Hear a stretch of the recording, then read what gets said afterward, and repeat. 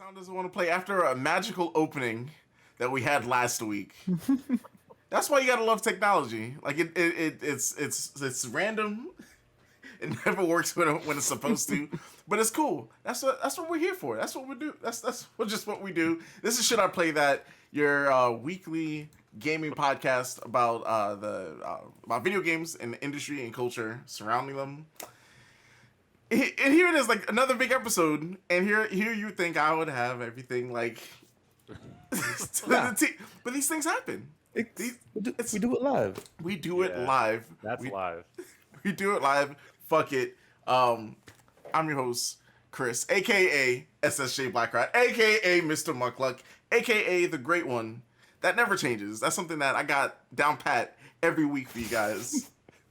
And this week, the panel right here. We have James, we have Rod, and we have Gamemaster Herb from Three Bears Gaming. What's going on, everybody? Yo, what's going on, Chris? E3, man. E3. Yeah, it's definitely been a week, man. It's been a lot. Yeah, E3, the NBA playoffs, Juneteenth. What a ride that has been, bro. Juneteenth is almost a national holiday. What else? I have a friend that just got off work for that. I'm like, all right. What? Yeah, like his company started doing that. Wow, it's interesting. Yeah. That's dope. I gotta get out of retail because I'm pretty sure I'm still gonna work on Juneteenth. So obviously. Yeah, that doesn't change for me. But I mean, it's dope. It's dope that we're finally seeing like progress and everything. It's about time. That's about time, you guys. Yeah. As long as there's some other changes being made besides just that. Yes. You know what I mean? Yes. Listen, I gotta put my drink down. Listen, it is great that this is a nice first step, but I hope this is a first step towards many other steps towards like more sweeping changes. Like I hope this isn't just like a blanket, oh here we'll give them a holiday type of thing. Can I be honest? Yeah, go ahead. I feel like that's exactly what this is. I mean, we think about the things that have happened recently with like the attacks on the Asian community, and how quickly we got a bill of like, hey, stop hating on Asian folk. Mm-hmm. Great, like awesome, please do that. But like, we've been saying this for years, decades now. Even where's our bill? I don't need another holiday. Where's our 40 acres and a mule? Some of us got that. Some of us got played. Oh. Some of us got that. Some of us got played. Let's be real. But we're not talking about that. I'm talking about going forward now. Mm-hmm. Where's our bill protecting us? I don't know. Juneteenth does not cut it. I'm sorry. I appreciate it, but we can do better. Yeah, it's wild that they're making it a holiday, but it's illegal to talk about it in school. How does that? Can we? Oh my gosh! Does this make any sense? Yo, Georgia. Right. I got nothing. Yeah. Yeah, I'm kind of like, I don't know which is worse. Now making it illegal to talk about it, or the way it was before, where they talked about it, but it was like, we just learned about MLK and we learned a couple little things here and there. We really didn't, they didn't go into it. I don't know which is worse.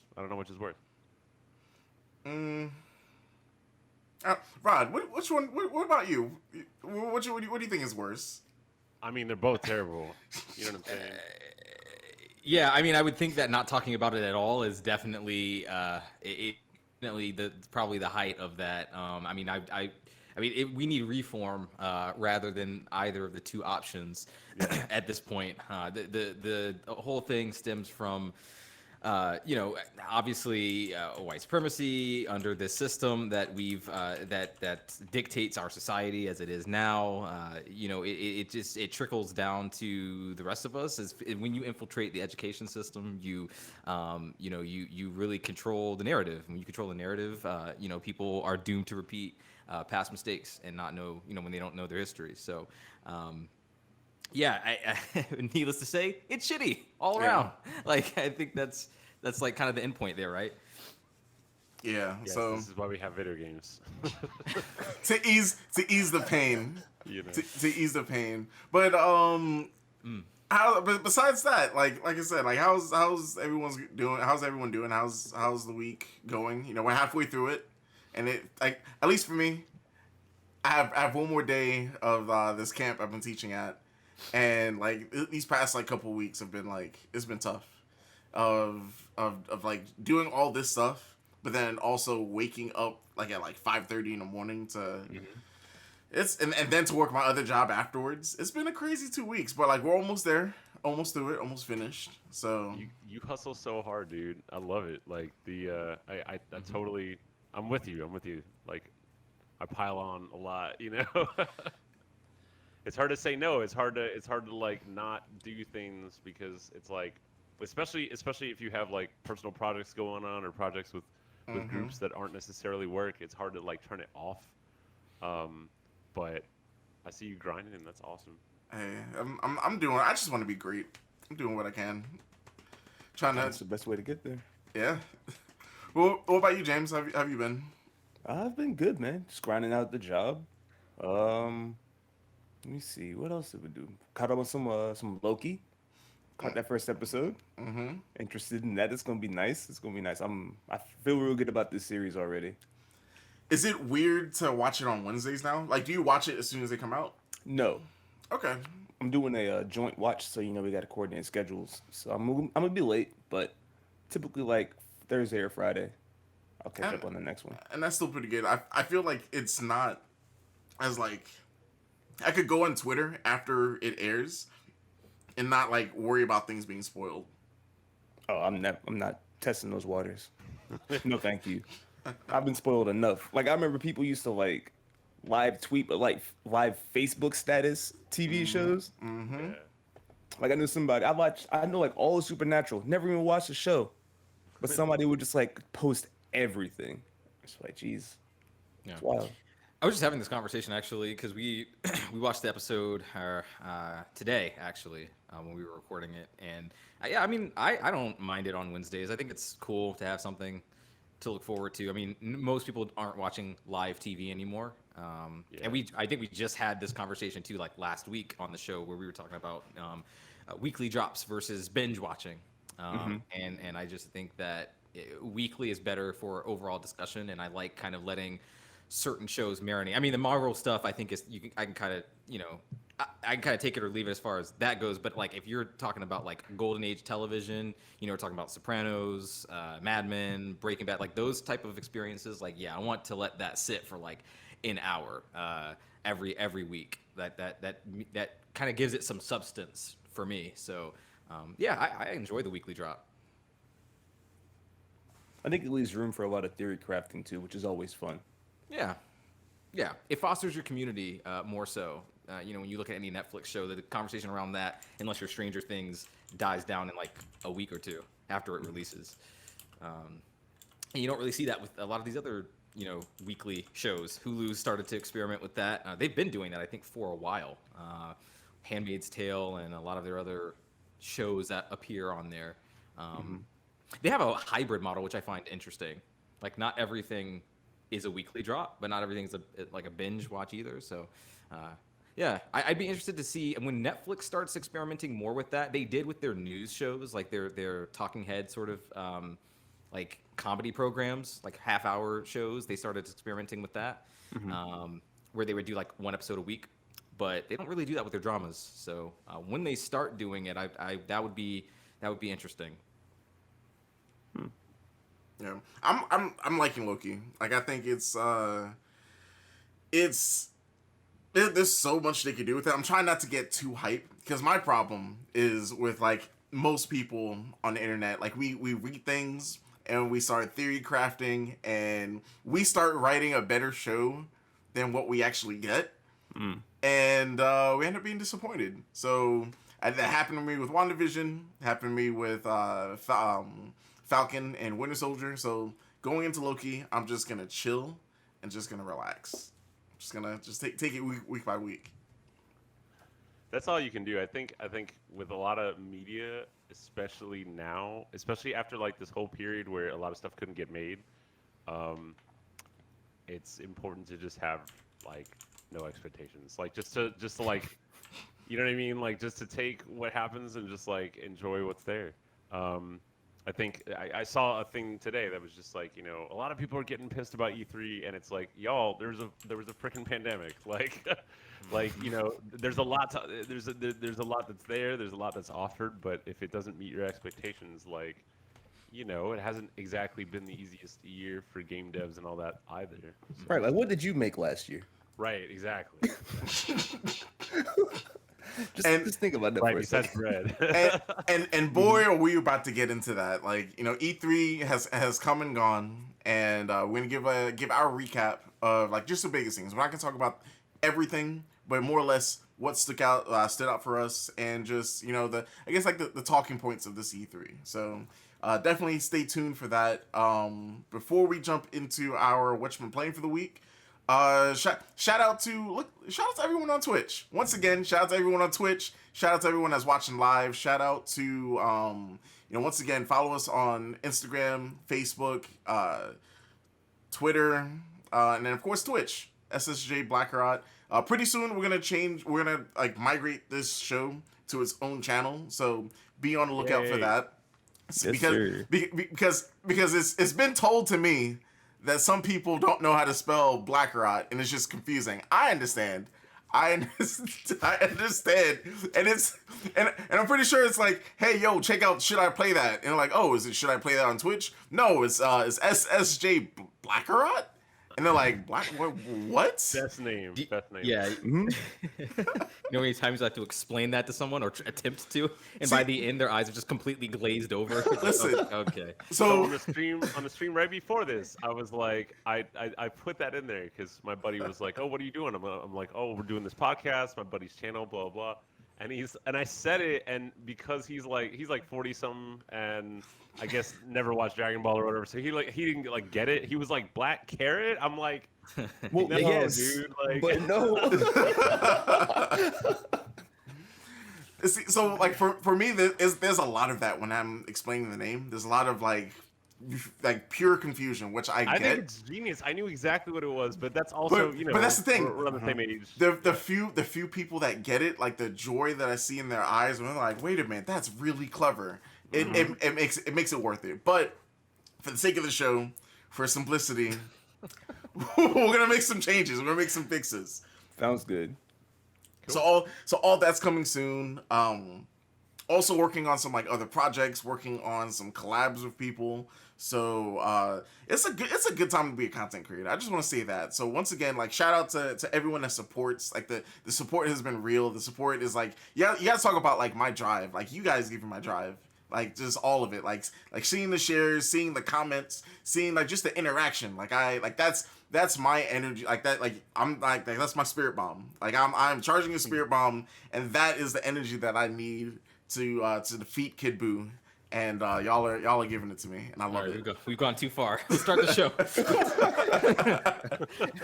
So with that, once again, follow us on all our stuff, and we appreciate the love. Oh, and I forgot about this last week. This is I promise you guys, this is the last one. This is the last thing, and then we'll start the show. But two things. I lied. All right, so but it's in the same boat. It's in the same. We're in the same harbor. Is all right. So shout out. And she's in the chat right now. Shout out to Katie Clism. Shout out to Katie. Last episode dropping the gifted subs. When I'm talking about the support and like that's a real friend. I really appreciate that. I appreciate the love. And all of that, like it goes straight back into this. So like, if you guys want to see fancier transitions, if you want to see if y'all want to give me a break, because every single transition, every single video, like all that stuff, all that back end stuff is done by your homie, who's also hosting the show and also keeping y'all entertained. So please, please, I want to hire help, but to hire help, it's a process. So just letting y'all know that like any donations that we do get goes into that, and I just want to make the best show for you guys because we're gonna go somewhere. We are going places, and I'm just excited. So once again, shout out to Katie, and y'all in the chat and then also everywhere in the world, wherever you're listening to this, I want y'all to say happy birthday to Katie because it's all her birthday's coming up. Hey, happy birthday! So Happy shout out, birthday. so shout out to Katie. Really appreciate you. And now it's time to start the show. So with that, Herb, what's going on, my man? How's it going? I'm feeling pretty good. I've got a big trip coming up here soon. I got to go visit some family out west. So I'm looking forward to that. I've been playing a lot of games, like so much. I mean, as always, I'm not gonna go as far as I did the last time I was on, but I'm always happy to be here. And it's like starting to get really hot outside, and so I've been going out and doing some stuff, getting some sun, getting some pool time. It's been like nice. it's been like good to feel better after being inside for so long. All it takes is a little bit of sun and water, for real. We are plants with mouse. That's it. But yeah, if I have to, like, are you asking me what I'm playing right now? Oh, I mean everything. It was encompassing. Just yes. Okay. First off, Guilty Gear Strive, like nonstop, like all the time. It's fantastic. It's amazing. If you like fighting games, you need to play Guilty Gear Strive. If you don't like fighting games, you need to play Guilty Gear Strive. It looks incredible. It plays incredible. And the infrastructure, the loading times, the netcode make other fighters kind of look like, what are y'all doing? Like, people need to take notes from Guilty Gear, from Arc Systems. They know exactly what they're doing. Watching just a battle of Guilty Gear, even if you don't know the deep mechanics, just watching a battle, just witnessing one is like literally watching an anime. And there's lots of anime fighters out there, but not the way this one pulls it together, not the way that it does it. Yeah, I haven't even done story mode yet, which is apparently an entire anime. I've just been playing online matches, but it's been fucking fantastic. Yeah. I can't wait to get into this one. The only reason why I haven't purchased it yet is because I'm playing a lot of things at the moment, but I cannot wait to purchase this. Yeah, I mean, don't get me wrong. You know, fighting games, especially one this serious, are like things that you're either into it or you're not. It's hard to like just pick up a fighting game and just get into it if you're not gonna like put a lot of time. And I say that from experience because I play a bunch of different ones so much that I never really get great at any one of them. But you know, the benefit is that I can pick up just about whatever fighting game and be decent. But this is one of those things where Guilty Gear has been a favorite for 20 years. I mean, the whole thing started with the one guy who basically did all the music, designed all the characters, and assembled a team to make the rest of the game. It was all his vision entirely. He was inspired by Darkstalkers and games like that. Obviously a Street Fighter fan, and it's just this is one of those things that like you thought it was just going to be like one entry in the 90s. And just this passion project, and it would just go away. And now it is transformed into this entire empire of Arc Systems fighting games. Like Guilty Gear is what spawned all of the other ones. So it's really, really cool to see it come this far. It's absolutely gorgeous. Every moment in it is like a fluid anime. It's just beautiful and awesome. The characters are so wild, and it's like slower than older Guilty Gear, but I don't think that's really a bad thing. They changed some of the moves, and maybe some of it is a little simplified, but I don't think that's a bad thing. If it means more people are gonna play it, then hell yeah, you know. Yeah. I didn't get that feeling at all. Like when I I agree with you. Like this slower pace doesn't affect the gameplay at all. Just from my time with the beta, game plays wonderfully, like a dream. Especially online. And everything just looks sharper, easier to notice. I like the big numbers. I like the big counter and the big combo numbers that build up. It really feels flashy. It feels over the top and refined and beautiful. And that's, you know, like watching the entire journey of Guilty Gear lead up to this is really nice. Yeah. Obviously, we want more stages. We want more characters. But there's already 5 announced for the DLC. So that's pretty cool. Jeez. And my 2 mains are already in it, so that's nice. That's fine. So they announced like the whole character pass roster or whatever. Yeah, somebody came in my chat on Monday and said them all, and I can't remember all of them, but I'm sure it's somewhere with a Okay. quick search. But yeah, five new characters, and Jam is one of them. Oh, okay. I do remember Um, Jam. yeah, the waitress with the plates, you know. Yeah. Um, my main is always Faust or May. Faust or May. Okay. And they're both already in this. So like, as far as that goes, I'm happy. Like, Yeah. I'm happy even without DLC. But obviously, more stages and stuff would be nice. The tutorial is pretty damn good, but somehow it's actually not as robust as the one in Exard. But the online's way better, and just when you like, okay, if you were to put this game side by side with like Tekken 7 or Street Fighter 5, since those are the big fighters right now, and you loaded up a match and you played a few rounds, the time it would take you to load and play, like on PS4, just for example, the time it would take you to load and play matches of Tekken 7 or Street Fighter 5, you could play like 2 or 3 matches in that time that it takes to play one, based on just like how the game runs and plays and loads. And it's just one of those things where I know it's 2D sprites. Well, it's not technically, actually, but Yeah. I know it's not quite as, I guess, load worthy as Tekken or Street Fighter, but it's just one of those things where after playing a few hours of this, it's like, wow, if you were to switch back to one of those fighting games, it would feel so slow in comparison. Not that the fighting is slower, that the gameplay once you're in it is slow. It's just the entire journey to get there. It just takes so much longer with Street Fighter and Tekken. And I know that seems like a small thing, but when you're playing fighting games, I want my rematch to be like instantly, like on it. Like Exactly. You shouldn't have to Yeah. wait. Like that was the arcade. You put the quarter in, you press the button, it just goes. And so Guilty Gear, you can tell these people love fighting games. You can tell they know exactly what they're doing.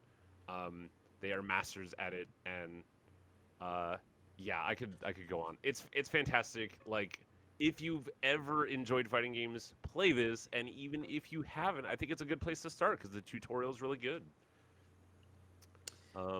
And really, I mean, it's just one of those things that even if you don't know what you're doing, it is a blast just to watch and to play. Absolutely. Yeah, I was gonna say that's how I am. Like, I've always like admired this franchise from like afar. Yeah. But I mean,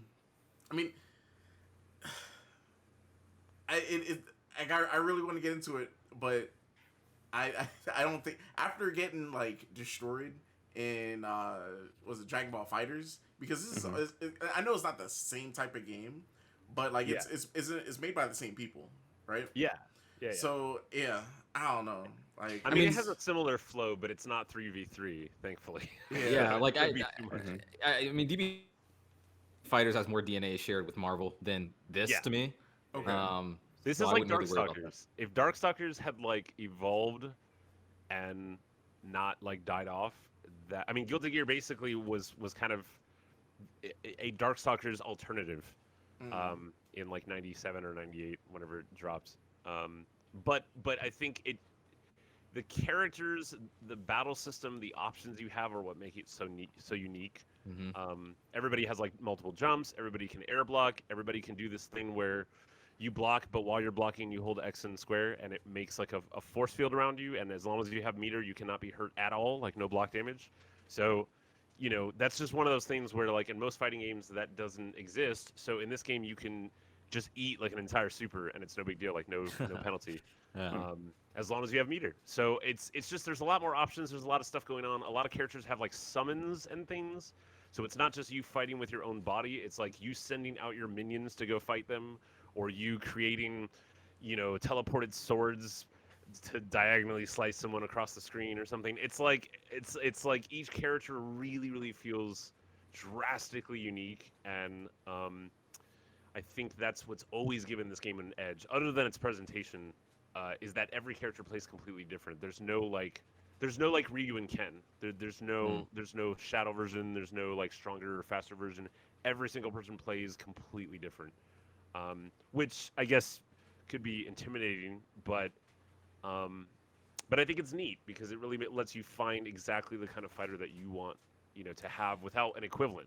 Everybody, and somehow it still stays balanced which is very hard for fighting games. And I was gonna say, yeah, because like for me specifically, like I love grapple characters. So like if you could give me a grapple character that can like still stand up to like other types of characters and like it, people love zoning out grapplers. Like that's how you beat grapplers. But if you could give me a character that has like a good solid defense against projectiles, oh man, that's scary. So Potemkin is your guy. Potemkin can like fall from wherever on the screen, and it knocks the other person down as long as they're not jumping. So like you can just, if someone's Hadouken blasting you, you can just keep falling and knocking them over, and then while they're getting up, you can like rush over to them and do shit. He's really good. And on the screen right now is there's 2 new characters so far. There's Giovanna, and there's Nagaryuki, and Nagaryuki is amazing. Like total just vampire with vampire samurai, and he has this thing where every time you do certain moves, it builds up a blood meter, and once that pops, you then have, unfortunately, your health starts declining, but you also have like way stronger moves and much more range. So it's all about managing when you pop it and then making the most of it while you're in that mode before you have to go back again. And it's just really cool. I love that it has evolved this far. I really didn't think it was a fighter that was gonna last like, after the 2000s necessarily, because really when you look at the sales and when you look at popularity, Street Fighter and Tekken are like way up here. Right. Guilty Gear is still one of those things that it's like, unless you're into fighting games, most people are like, Guilty what? What's that? Like I've never heard of that. Yeah. And this is their answer. This is their sort of like mainstream effort to finally get people into it that didn't know. And I really think that's good. I think more people should get into it. I think Capcom and Namco should take notes as far as how they structure their game, how the online works. The lobbies are like way better now. It definitely is not as glitchy or weird as it was. The interface of it is still a little strange, I guess, but I'm like, whatever, roll back netcode, fine. I feel like that's really generous of you to say that it's just weird. I feel like that thing is so fucking bizarre. Like... It is bizarre. Yeah.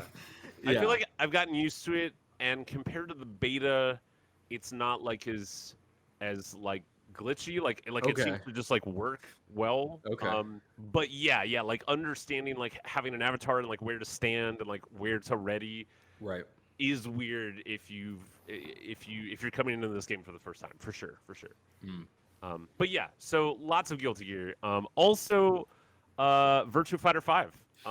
Nice. It's a 10-year-old game, but holy shit, they remade it yet again, and it is free on PS4. And I'm like, I've been playing it all week. I've met a lot of streamers that play it, and wow, y'all, like Virtua Fighter is. Like okay, Guilty Gear is the hardcore sort of Darkstalkers sort of thing, in the sense that air blocking and multiple jumps and lots of options. Virtua Fighter is like the hardcore 3D fighting game with no frills, no fireballs, no weapons. It's like hard ass core. Like watching high level play of this is just mind boggling that it's only with 3 buttons. Yeah. It's your favorite fighting game player's favorite fighting game. I feel like it's everything. I feel like, in my opinion, I think I said this the other week when I talked about it, but it is like hands down, in my opinion, the best 3D fighter ever. Like I think the series is just spectacular in all facets. And again, comparing it to fighters right now, like top tier Tekken and Street Fighter, it loads blazingly fast. I know it's a remake. I know it's just but it's worth noting that it's in the Yakuza engine, the Dragon engine, and it's completely rebuilt from the ground up. So it's not like they just copied and pasted it. They built this game from scratch. It runs super well. Everybody looks amazing in it. It's free, and then if you spend $10, you get like 2,000 plus DLC parts. So. For essentially the entirety of its DLC is $10, and I'm like, that's fair. Yeah. Especially for a 10-year-old game, I'm glad they didn't try to pull some like, we're gonna charge $50 for this. Like, no, they were just like, hey, it's free, and if you want to support this and see a Virtua Fighter 6, $10. There you go. And I think that's very, very reasonable. It's definitely one of those things where if you learn this, it would probably make your whole 3D fighting game like skills level up. Like if you start getting good at this, you're automatically going to get better at Soul Calibur and Tekken because all of it translates over in the same way that learning Street Fighter translates over to Guilty Gear and all that.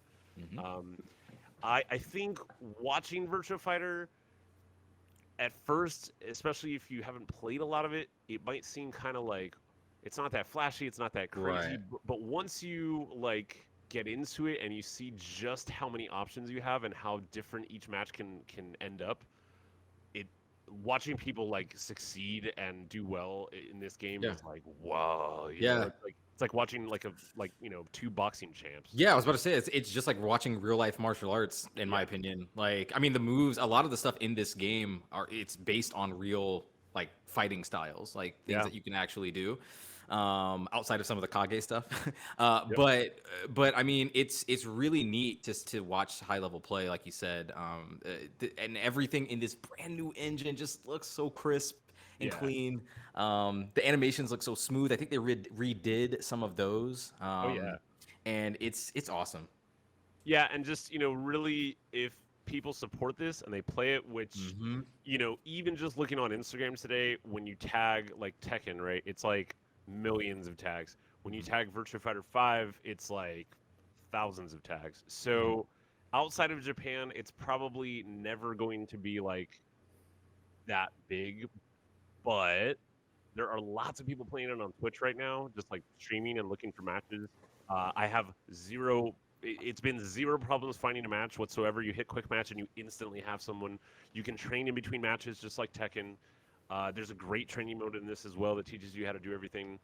And if enough people spend like the measly $10 for DLC, they'll make Virtua Fighter 6. So I've been playing a lot of this, and it's just great. It feels good. I've been playing since Virtua Fighter 1, and compared to that, this has been like, like Guilty Gear, it's really amazing to see the entire journey.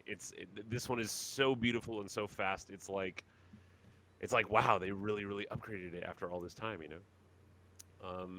So yeah, I've been playing those two. And then I'm not gonna like list all these games, but I guess I wanted to pick a few. Yeah, because it's kind of a lot. So I don't need to go into all of them.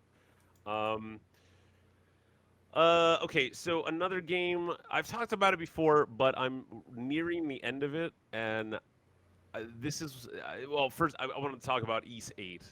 Is the game I want to talk about. I'm like 90% into this game. I only have a little bit more before I'm done, and I just have to put it out there that if you've never played an Ys game, I really highly suggest it. If you like Zelda, if you like Dynasty Warriors, if you like God of War, because it has all of those things in it. It is essentially the premier action RPG like franchise. It's just, again, like Virtua Fighter, it's not that big of a deal in America, but in Japan, it's up there with Dragon Quest and Final Fantasy. And 8 has been like just an absolute joy to play. It's one of those things that it's like the big game that I'm playing right now, and then once that's over, then I'll move over to another big game. And when I say big game, I mean the game that I play when I'm usually not streaming, when I have some time to myself and I just need to like go into a game and just zen. This is the game for the past several months, because I haven't really binged it very hard. I've just been kind of playing when I can. It's super, super fast. You have 3 people on you at all times that you can switch to on the fly. You're basically you're shipwrecked on an island, and your entire task is just to find all of the survivors, build a camp, and then build a boat, and then get off. But all this crazy shit happens that's very, very anime. Everything from a pirate ghost ship to time travel to a giant ocean creature to a serial killer, etc., etc., etc. It goes way off in every anime direction possible. It has all these systems going on in it. So it's real-time battling. It's very, very fast. You can double jump, you can dodge, and you can block. And when you dodge and block right on a hit, it goes into this like slow-motion parry mode, and you can use that to exploit bosses and get like crazy combos and damage. Every single skill you use is mapped to one of the 4 buttons, and each of those can level up Each of your weapons can level up. You can you start building this sort of like village on this island, and each new person that you find is not just an NPC to talk to, but a service provided for the village. So you meet a tailor and a chef and a doctor and et cetera, et cetera, et cetera. And what I really like about it is that I'm usually the kind of gamer that I'm not going to say I skip cutscenes, but for me, the gameplay comes first. It does. So this is one of the few games that I've really, really enjoyed the story. Like, Okay. you're shipwrecked and you really get to know every character because your character has an affinity sort of rating, a reputation score, and your reputation needs to be over 150 to get a good ending. So talking with each of the characters, they each have an individual affinity, and each will give you specific gifts at different points of the game, and you find and buy gifts for them. You can farm. There's like a whole gardening system where you can create opportunities to constantly go back and like farm veggies and stuff to make for recipes. You can cook stuff just like in Breath of the Wild, and there's this whole cooking system. You can go fishing, and each of the characters has a different skill in how they fish and what they can find. It's like there's so much to this game. It's like Breath of the Wild, but you know, each like not room, but each time you run, like you've seen in the video a couple times, you run and you'll find like borders to areas. Each area has like, okay, this amount of items or this amount of things to find, or you know, this special enemy or this special quest in that section, and then as opposed to like one entirely open world. But when you look at the map is, I mean, it's basically Breath of the Wild or like Just Cause 3 size. It's pretty fucking huge, and at some point in the game, you find the title character Donna, and she is able to travel between the present day and thousands of years ago, and so the map is essentially twice.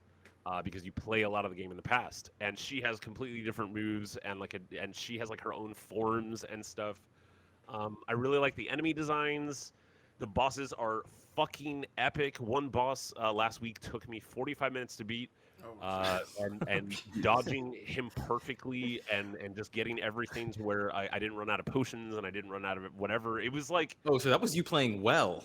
yeah. I mean, it's Okay. like it's hard, and there's 5 levels of difficulty. I'm playing on hard, but it goes up to like Inferno, and I don't even want to like know. The name is Ys 8. It's weirdly pronounced. I know it's YS. If you've ever seen that game series, it's YS. Mm-hmm. Ys has been, just for a little backstory, Ys has been going since 1987, and I used to play it. I played Ys 1 and 2. It was on like the TurboGrafx CD thing, and I had a friend in the neighborhood that like had it, and it was the sickest thing ever because graphically it looked like Zelda, but back in the day, CD games, the benefit was that it had full motion video cutscenes. So imagine like, you know, playing Link to the Past, right? And then at your friend's house, he's playing another action RPG with full motion video cutscenes and a full actual like Red Book music, not like MIDI shit. It was like actual like instruments. And this was like in like 1992 or 93. So it was kind of like mind blowing at the time. Ys has really never made that big of a splash in America, and I think that's a shame because the localization's good, the dialogue's like pretty funny and clever. You have a lot of different choices you can make in conversations. It's very, very anime. So Yeah, because I mean, for our audio listeners, like earlier, I think James saw my reaction. Yeah, I saw the whole thing. This game is very anime, and The hot tub. I mean, the whole springs, like the whole hot springs thing. Like, Yep. what? Yep. So She was ready to die, bro. It was over.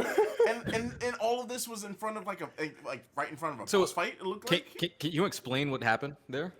So I guess the main character, whoever's playing, was like, you know, fighting monsters, and I guess he found this girl at a hot spring, which I guess they already knew each other, but like she tried to attack him, he parried it and like knocked her sword away, and then her towel fell, and cut straight into a boss fight, not between her. Yeah, that but was weird. Going straight into like a monster fight. I was a little.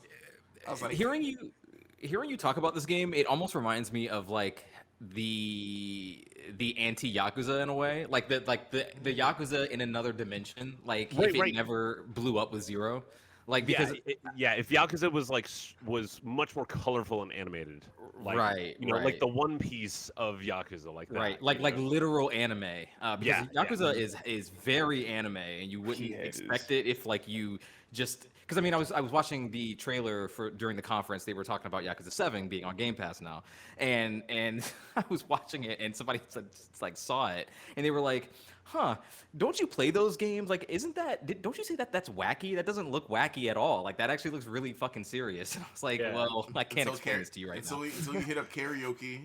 Until you, Exactly. until you Get hit out up of the the story. dating sims. Yeah, right.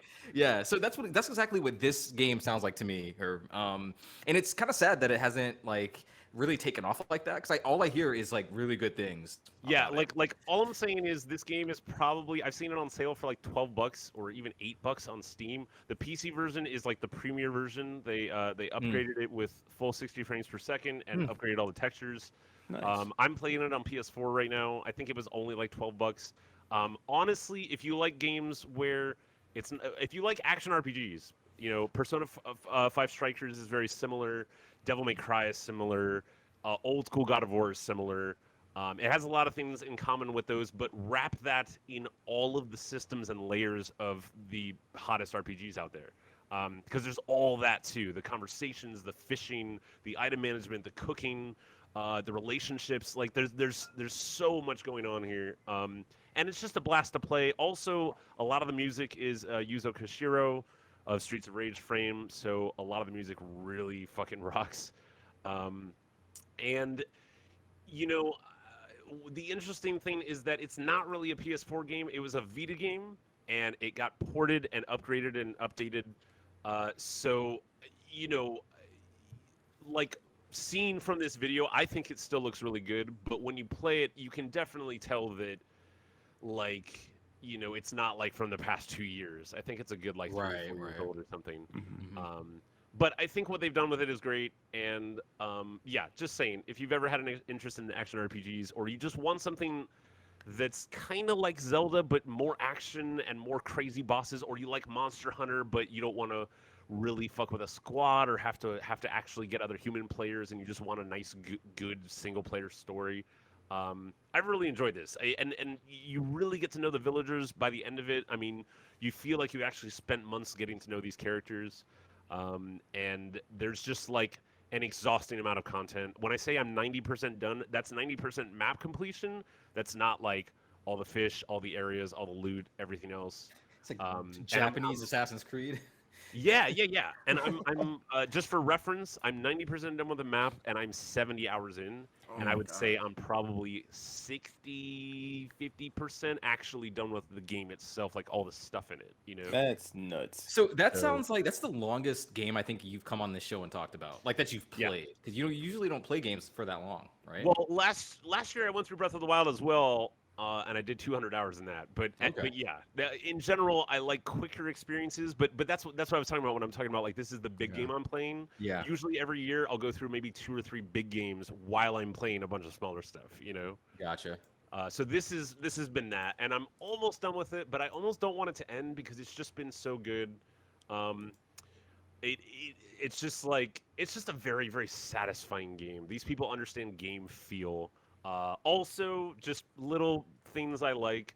Any RPG that lets you click one button, auto scroll text on and off is genius. Like you can Yes. just have it just do the dialogue for you, and then if one of the bears comes in the room and has to talk to me, I can just click it real quick and put that on pause. Yeah. And then I don't skip anything, I don't miss anything, but I also don't have to press X at every single dialogue. Right. And there's a lot. So yeah, East 8's amazing. And then I mean I don't know. How far can I go, Chris?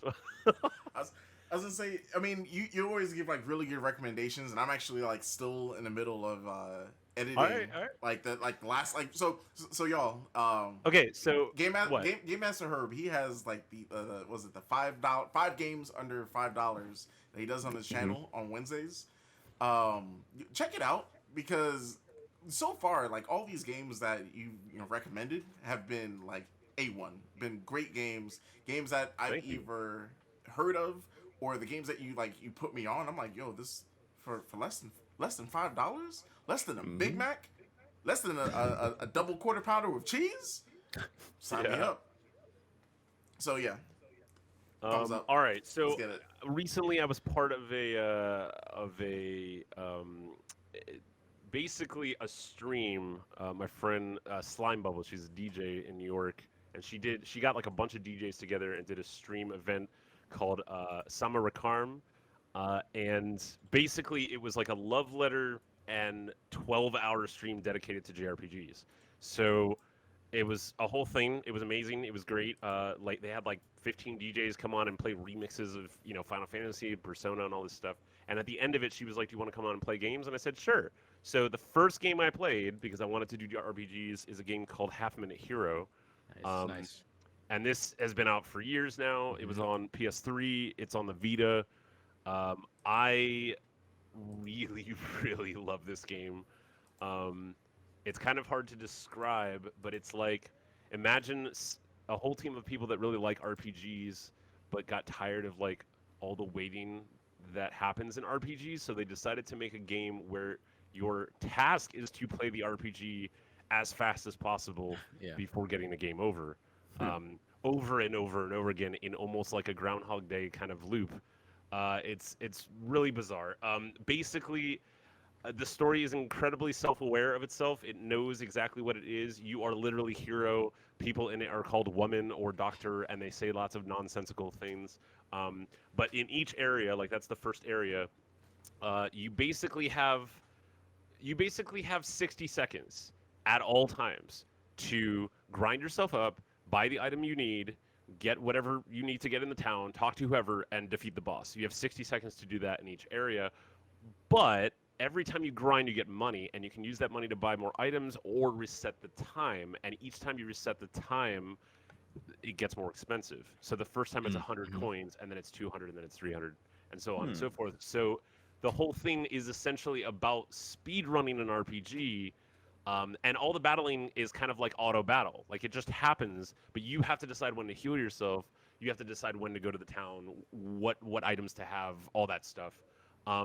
It's a really interesting game loop, and each time you do it, you essentially and I misspoke. It's not even 60 seconds. It's 30 seconds. Of 30 course. seconds. Yeah, yeah. Yeah, but you can reset it over and over for a price, and it's all about managing your use of time in increasingly hilarious and ridiculous RPG trope situations. It's like, it's almost like these people were like, well, what if we just like took every RPG and squeezed it into this weird, like, almost like timed mini game. So like right there in the video, he has only a few seconds to go defeat this boss, and like if you don't, it's like you're doomed and you lose and you have to do the whole area over again. But anyway, it's got a great irreverent sense of humor. If you've ever liked RPGs, especially any turn-based game, this game will make you laugh. It's one of those things where after you defeat each area, like credits roll and the game's like over, and it's like next time on Hero 30, blah blah blah blah blah, and then you go to the next area, and it's just like, I don't know. I just love the charm that it has. You can tell these people really loved making it. I wish this would come back in a mobile form or be on Switch or ported or something. Like the idea that they're doing here with this thing is genius, and of course it's an Atlas game. So of course it's weird and bizarre and also genius. Yeah, yeah. I played a little bit of this. Everything you said is correct. I love this thing. Cool. But yeah, so I played that and had a blast, and the chat loved it because they'd never really seen anything like it. And to be honest, I don't think there's anything like it ever. Yeah. But I'm actually surprised this isn't on the phone because I would instantly download this and play this.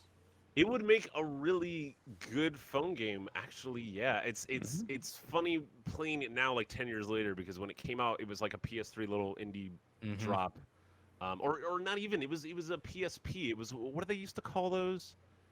It was like, Oh, was it PSP, right?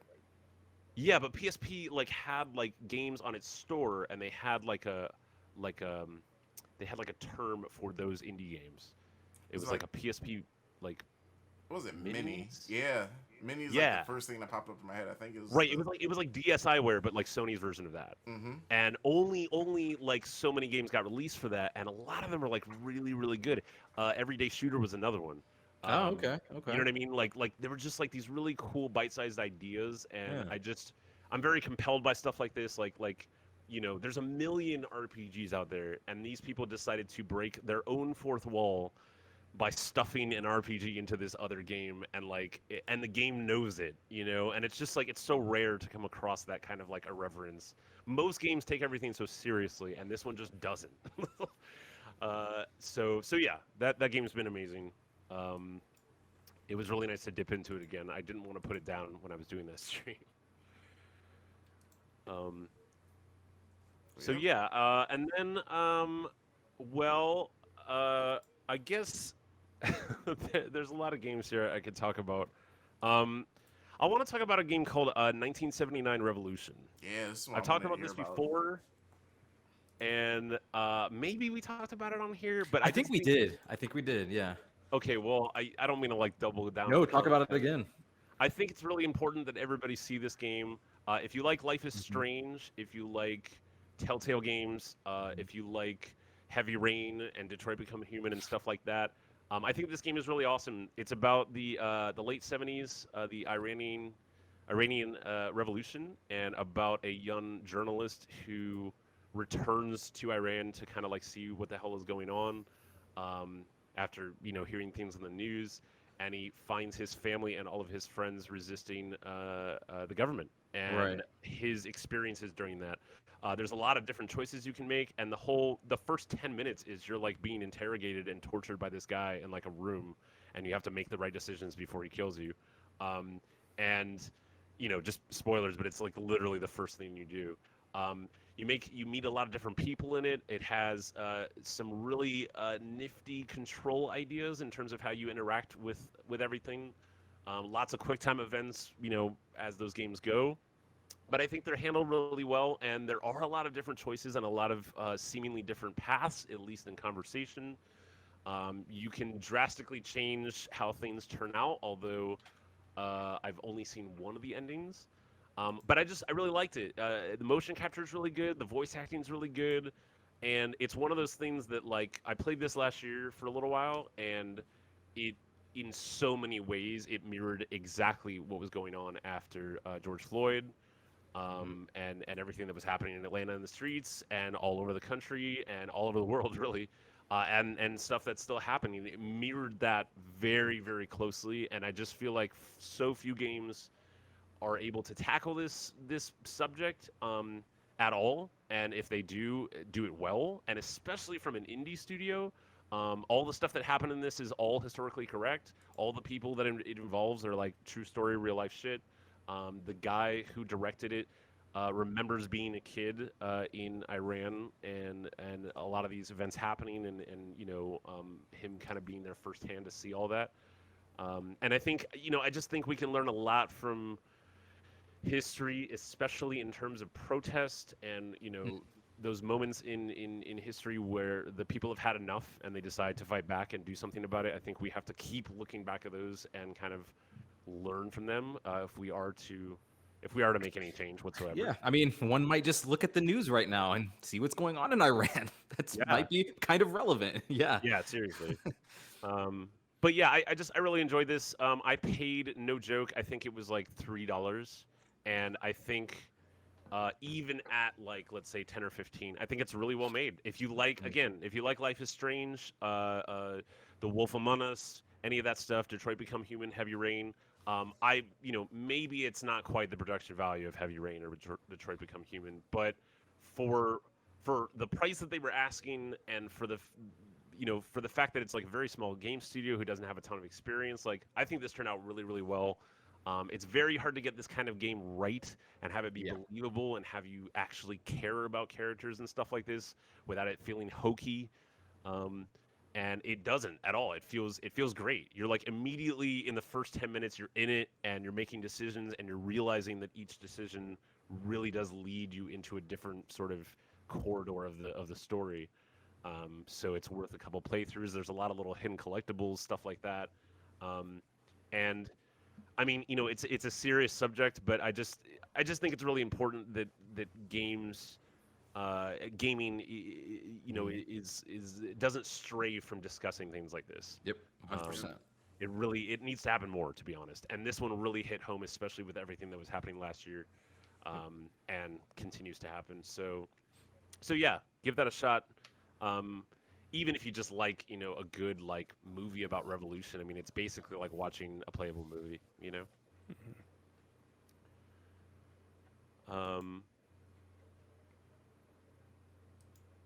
So yeah, and then okay, I'll talk about one more, and then we can go. I appreciate y'all being patient. All right, the game I want to talk about is called Baroque. This is a game I never hear anyone talk about, and again, I guess I just really like my imports. I ever since like Neo Geo in the '90s, I really started to have grow an affinity for games that just don't really make a big splash in America, because Japan gets like all the cool shit. Like, spoilers, gamers out there, Japan gets all the best games. We don't even get a fraction of what they get. The if you look at the Saturn library, America got 25% of the total Saturn library. So when people look back at that time and compare it to PS1 and N64, it's really not fair for the American audience at all, because we didn't even get half the library. One of the games that we didn't get was called Baroque. It was on the Saturn in the 90s. It's a first-person dungeon crawling roguelike kind of game, and this is the remake that they remade on PS2 and Wii around 2008 or 7. I really like this game, and it's impossible to tell you all the reasons why, but I'm gonna try. So basically, this is another game that's very anime. Basically, you're a character full of tropes. You are literally called in-game the protagonist. You are an amnesiac and a mute, as per anime, right? Right, So you don't remember anything that happened, and you can't talk, right?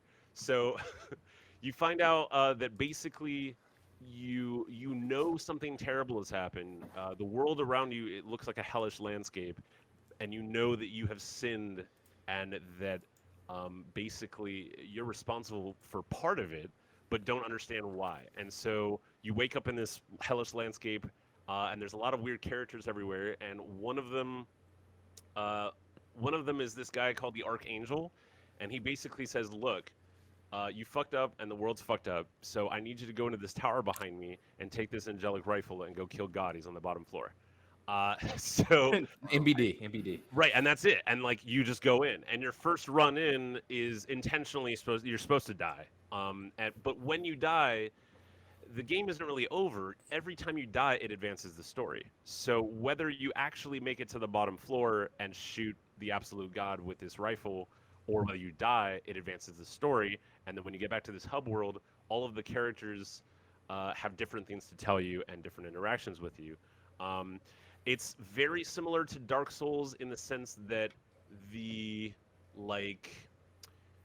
so much of the game you're not gonna understand unless you look it up or unless you talk to people who have played it. And I like that because it's extremely non-linear. There's a lot of hidden systems going on, and every time you go into the tower, it's randomly generated.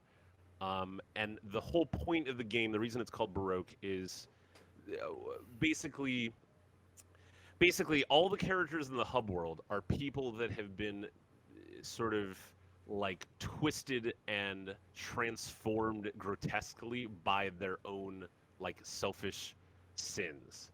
And what you're doing is, in this sort of limbo afterworld that this is, you are sort of helping them with their issues so that their souls can pass on. Each of their souls is represented by a crystal, and you're supposed to give that crystal to one of the characters slowly over time. And a Baroque refers to each of the characters' sort of twisted fantasy that keeps them in the state that they're at. There's a lot of philosophical shit going on in this game.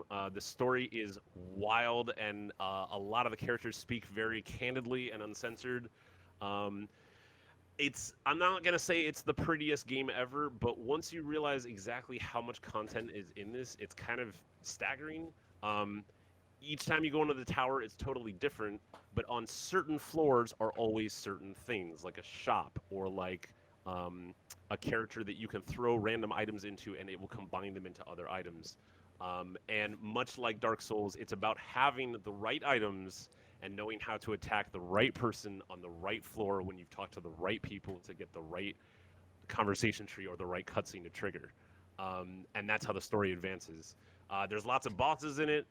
There's some really cool character designs. Most of the characters and enemies are based off tarot cards. Oh wow. And Okay. it's just one of those. It's very old school roguelike in the sense that like you can attack all you want and get status buffs, but also you have a huge inventory, and a lot of the game is about throwing your items at enemies, either to free up your inventory or to have different things happen to them. Um, uh, I, I didn't enjoy this game when I first played it because I had no idea what the fuck I was doing. But then I looked it up on GameFAQs, and this one particular guide turned it from like a very frustrating game to a game that I could not put down. And every couple of years since it came out, I go through it again and play through it all over again.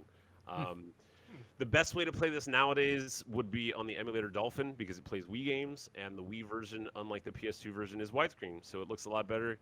Um, I'm just saying, if you like Dark Souls, if you like roguelikes, if you like any game with sort of obtuse, difficult but rewarding, challenging gameplay, like any of the From Software games, Sekiro, Dark Souls, any of those. If you like weird Japanese lore, if you like social commentary on sins and hell and religion and sort of like what our guilt and our pride do to us in like a visual form, you know, under the lens of anime. I just think it's a really neat game. I recommend it for anybody who likes roguelike games. It's unlike any other roguelike game, but at the same time, it has a lot of things in common with Binding of Isaac, with Fatal Labyrinth, with Mystery Dungeon, any of those games. Um, The comparisons to Dark Souls that you keep making is really interesting to me because the thing that like I'm pulling from this is the atmosphere. Like it looks like the atmosphere is just like so just palpable and just ripe with dread and Yes. fear, and that's really cool. And the character designs do a lot to, or the art design does a lot to enhance that or really push that along. And you said that was great too, and I can definitely see that here. And it's just like there's so many choices you can make with the items that you find. They're constantly throwing items at you, so it's not like you're stranded with your sword and nothing else. Right. You're finding items all the time, and they range from so many things, and a lot of them are very like everything in it is just bizarre. It's an Atlas game, also very very bizarre, bizarre item choices, bizarre menu readouts, bizarre descriptions for things. You have a vitality meter that's constantly going down, which is very similar with a lot of roguelikes. You have like a hunger meter. And once the vitality meter goes all the way out, your HP starts going down. So it's all about keeping your hunger under control. But the cool thing is, if you're at full vitality or full health and you eat something, it increases max. So you have all these choices of like how you want your run to go. And usually when I played this game, it's one of those games where each session of gameplay is like a run. So you go into the tower, you make a run, you do what you can do, you come back out of the tower, you go to the hub world, you talk to everyone, make sure you kind of like satisfy all of them, get all the items you need, find all the things you have, and then I would usually save it, you know, go to bed and then play another time. But anyway, I really enjoy it. It's a very obscure game. The most bizarre thing is that recently on the Switch in December, they ported the original and remastered it. The one from the Saturn, so the one that's like first person and all sprite based. The original one kind of looks like Doom, and this one, you know, looks more like Dark Souls. I was kind of puzzled that they didn't just remake this one because it's already kind of revamped in a lot of ways. But of course, that version only came out in Japan either way. So Of course. maybe someday they will bring it to the Switch in America. I would love that. To see more people play this would be really cool. Nice. Okay. Yeah, that definitely sounds like up my alley in a lot of ways. So, I'll have to keep my eye on Definitely, that one. if you've ever liked a Souls game, just give this a try. Especially if you want a little bit more like Japanese culture in your Souls game. Not that I mean, obviously, From Software is very Japanese, but the setting of the Souls games is very like sort of Yeah, medieval and medieval dragon gothic horror. Yeah, Yes. yeah, yeah. And this one is way more like future post-apocalyptic like techno horror kind of, vibes. Yeah, I'm a big Souls fan, so I'd probably enjoy this. Cool. So yeah, that's my spiel. I've been playing these lately and just kind of, drifting between games. I'm really excited about various things coming out, and I love looking back at libraries and kind of finding stuff that like really didn't get a lot of love or really was advanced or ahead of its time. Yeah, and then you could come on the show and tell us all about it. Yeah, I appreciate the platform. I'm glad somebody wants to hear. Yes, absolutely. Yes, sir. All right, so next up, James, my man. Yo. What you been playing? So I've been playing a lot of Ratchet, to be completely honest, but I feel like everybody's been playing Ratchet, so I think we'll wait on that one. I But hear earlier great to things. yes, quite possibly the best looking game I've ever played. Cool. But before we get into that, I picked up a little demo. I realized it was out called Stranger of Paradise, Final Fantasy Origins, the trial version. What a name. That's It's a lot. That's a it's lot. the true Square Enix fashion. You got to do it. So this E3, they debuted a trailer for this game, which is basically Final Fantasy meets Dark Souls, fittingly enough. Right. And seeing that at launch, I wasn't really interested because the Soulsborne genre is not really my thing. Um, like I've never finished any of the Dark Souls. Haven't finished Bloodborne. I probably played that one the most out of all of those games. Um, but I even remember a time playing the Star Wars game, Force not Unleashed. Jedi Order or something like that? Thank you. What? Yeah, Jedi Order or Fallen Order or something Fallen like Order, that. yeah, Fallen something like Order, that. Fallen Yeah, Order. Fallen Order. One of the Star Wars games, the Souls one. And I had a lot of fun with that concept and that style of gameplay in that universe. So I was thinking maybe that would just like that style of play works, but it needs a few more tweaks to fit to my palette. And I am surprised and delighted to say that I think Final Fantasy hit it. Wow. Okay. Wow. Yeah. Um, so I personally prefer the speedier types of gameplay. If y'all haven't caught on by now, Final Fantasy has that in spades. There is a good bit of animation canceling. There are enough systems there that you have like your dodge rolls, your parries, your stance changes, and then just like your classic Final Fantasy abilities, the three levels of magic between like fire, lightning, air, quake, all that stuff you have pretty immediate access to. So if you're familiar with Final Fantasy, you'll slide right into the series, and you end up playing as one main character. His name is Jack. You have two AI controlled partners. To be fair, or just to be honest, the AI in this game is pretty trash, at least so far. My partners have not really contributed much of anything besides getting beat up, which is fine if you want to be like a spellcaster or something like that. Gives you time to charge up your attacks. But most of the damage in the game falls to you, so it keeps you involved, keeps you on your toes, and it's a lot of fun. As you destroy enemies, you end up picking up different bits of equipment, so you can really change your loadout on the fly. Different types of gloves and cowls and weapons and boots and that sort of thing. All those different things influence your stats very much like how Final Fantasy does. So it feels kind of like a fusion between like Dark Souls gameplay and current gen Final Fantasy. So like 13, 14, no, 13, 15, that sort of combat.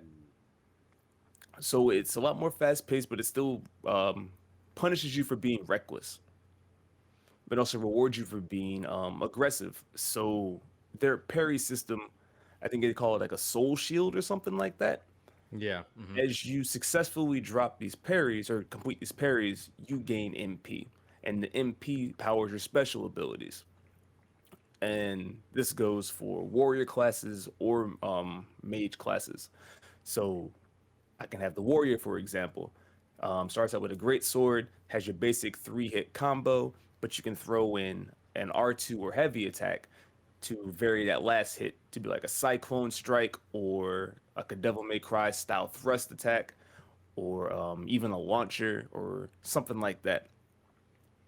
And also, on that map to that same button is your ability to take advantage of the stagger gauge that each enemy has. So, like in 13, you hit stagger gauge, the enemy takes increased damage, they don't move, that sort of thing. In this game, you break the stagger gauge, you run up, press circle, you get an insta kill basically. At least for most enemies. Some bosses is not the case, but that rewards you with bonus MP. That rewards you with a nice burst that stuns other enemies. So it's just a really nice ebb and flow system. It's like a risk and reward type thing. Yeah, risk reward. Thank you, Roddy. That's the way. And it keeps you really engaged, but at the same time, it feels very methodical. So I'm enjoying it a lot. Honestly, a lot more than I thought I would. Okay, yeah, I've been playing this as well a little bit, and I honestly was thinking about you the entire time, James. Like while playing it, I was like, because I knew you had like kind of sort of touched this game, and I was like, okay, I don't know, I wasn't confident if you were going to like it, but I had a feeling you might, just because it throws enough Final Fantasy stuff in there that I do think is interesting. I don't know if this game hits for me like it hits for you. I don't think that it's bad. In fact, I actually think it's way better than what I expect. I actually walked into the game thinking it was not going to be good. Same. Because all I heard was like people making fun of it, like when it was revealed, and I don't think it had a great showing, like when they showed it at the conference. So when I tried it, I was like, it's probably going to be some bullshit, but whatever. Like it's free. And so yeah, I do agree with you about like just the raw combat potential. Like I actually think I would define it for me as this combat having potential, like to be really good, and there's some good ideas in there. You explained a lot of that. So I won't rehash that, but I maybe speak more to what isn't really working for me as much. I think all of the dialogue and the character design is actually really bad, like to the point where it distracts me. Normally, like I can set some of that stuff aside, like if the gameplay's really, really good. But it's so in your face, and that's maybe some of the thing too, is when you're playing a lot of these Souls-like games or Souls itself, whatever, like your character is mostly silent. Yeah, mostly silent, and so your character is not, and neither are your compatriots, and the voice acting is just also not good. It's got this grim, dark aesthetic to it that I don't think really works all that well. Like I think they've sort of experimented with it in Final Fantasy like 15, but that's what it feels like. It feels like they're trying to be like that same kind of 15 kind of banter. Yeah, but minus a lot of the charm. Exactly. Like they wanted to do Versus 13, but like action RPG, and I'm just like, man, it doesn't really work for me. Go ahead. Like it kind of like. I mean, it looks great, if there had never been like 14 Souls and Souls-like games. And also if Final Fantasy 13 and 15 didn't already exist, because it's kind of like, if you're going to do this, then just call it Final Fantasy 16, because 13 and 15 are so similar in gameplay that making this game play like this doesn't necessarily make it feel like a spin-off. It just feels like the next Final Fantasy based on how the last few have gone. That was my thought. Like it's kind of like, okay, well, if you're gonna do this, then just make it the next Final Fantasy. I guess that's like a small quibble, but it's sort of like, it's always weird when companies take a very popular franchise and then they shift genres with it, like for seemingly no reason, and it's kind of like, well, are you just doing this because the Souls games are doing well, or are you doing this because y'all really want to make a Final Fantasy game like this? But again, like most Square games, it looks gorgeous. I mean, I would give this a shot. I'm sure Lucas would dig it. He loves Final Fantasy in general, and he's been playing a lot of Bloodborne. So I mean, it looks pretty cool. I don't know, but it just from seeing it, it doesn't necessarily look like anything that isn't already like available, I guess. And then I'm trying to think, what's the Final Fantasy game that is years ago? I guess it was Crisis Core. On the Vita? On the I'm sorry, PSP? Yeah. Which that gameplay kind of like led to 13 You know, right, where, right, it's, yeah. where it's sort of like it's more real time than it is turn based. Right. So okay, so but like I guess my question is like what sets this apart? What's like the thing that's gonna make me get this? Like, I mean, is it how much do you like Final Fantasy? Like, Yeah, that's kind right, of that's very that's much it. Yeah. that's kind of it. Like, I mean, it does almost every single thing that, and I hate like bringing it up, but that's what these games are deliberately evoking is souls. Is souls, and, yeah. and it's like, you know, down to like how the death system works. You know, you touch the cube, you respawn. It's like the campfire, basically. Like all the enemies, all your health comes back, all that stuff. Even down to like, even in the trial version, there's like several instances where the level design sort of loops back in on itself, just like Dark Souls does. And they'll even quite point that out now.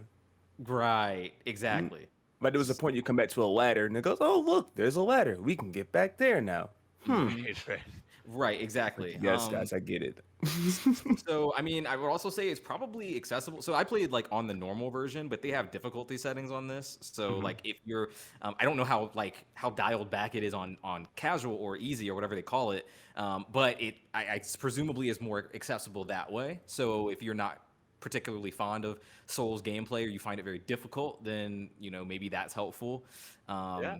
But yeah, just like James said earlier, like you have a lot of options. Similar to that you would see in a Final Fantasy, like all the different magic types, and even kind of interesting ways you can like turn that around. Like if one of the fire enemies spits fire, you can absorb that, throw it back at the enemy, and actually, if you do that successfully like 3 times, you actually self-destruct that enemy. And that's any fire exposure, actually. Oh, I didn't know that. Okay, Which is- so that's cool.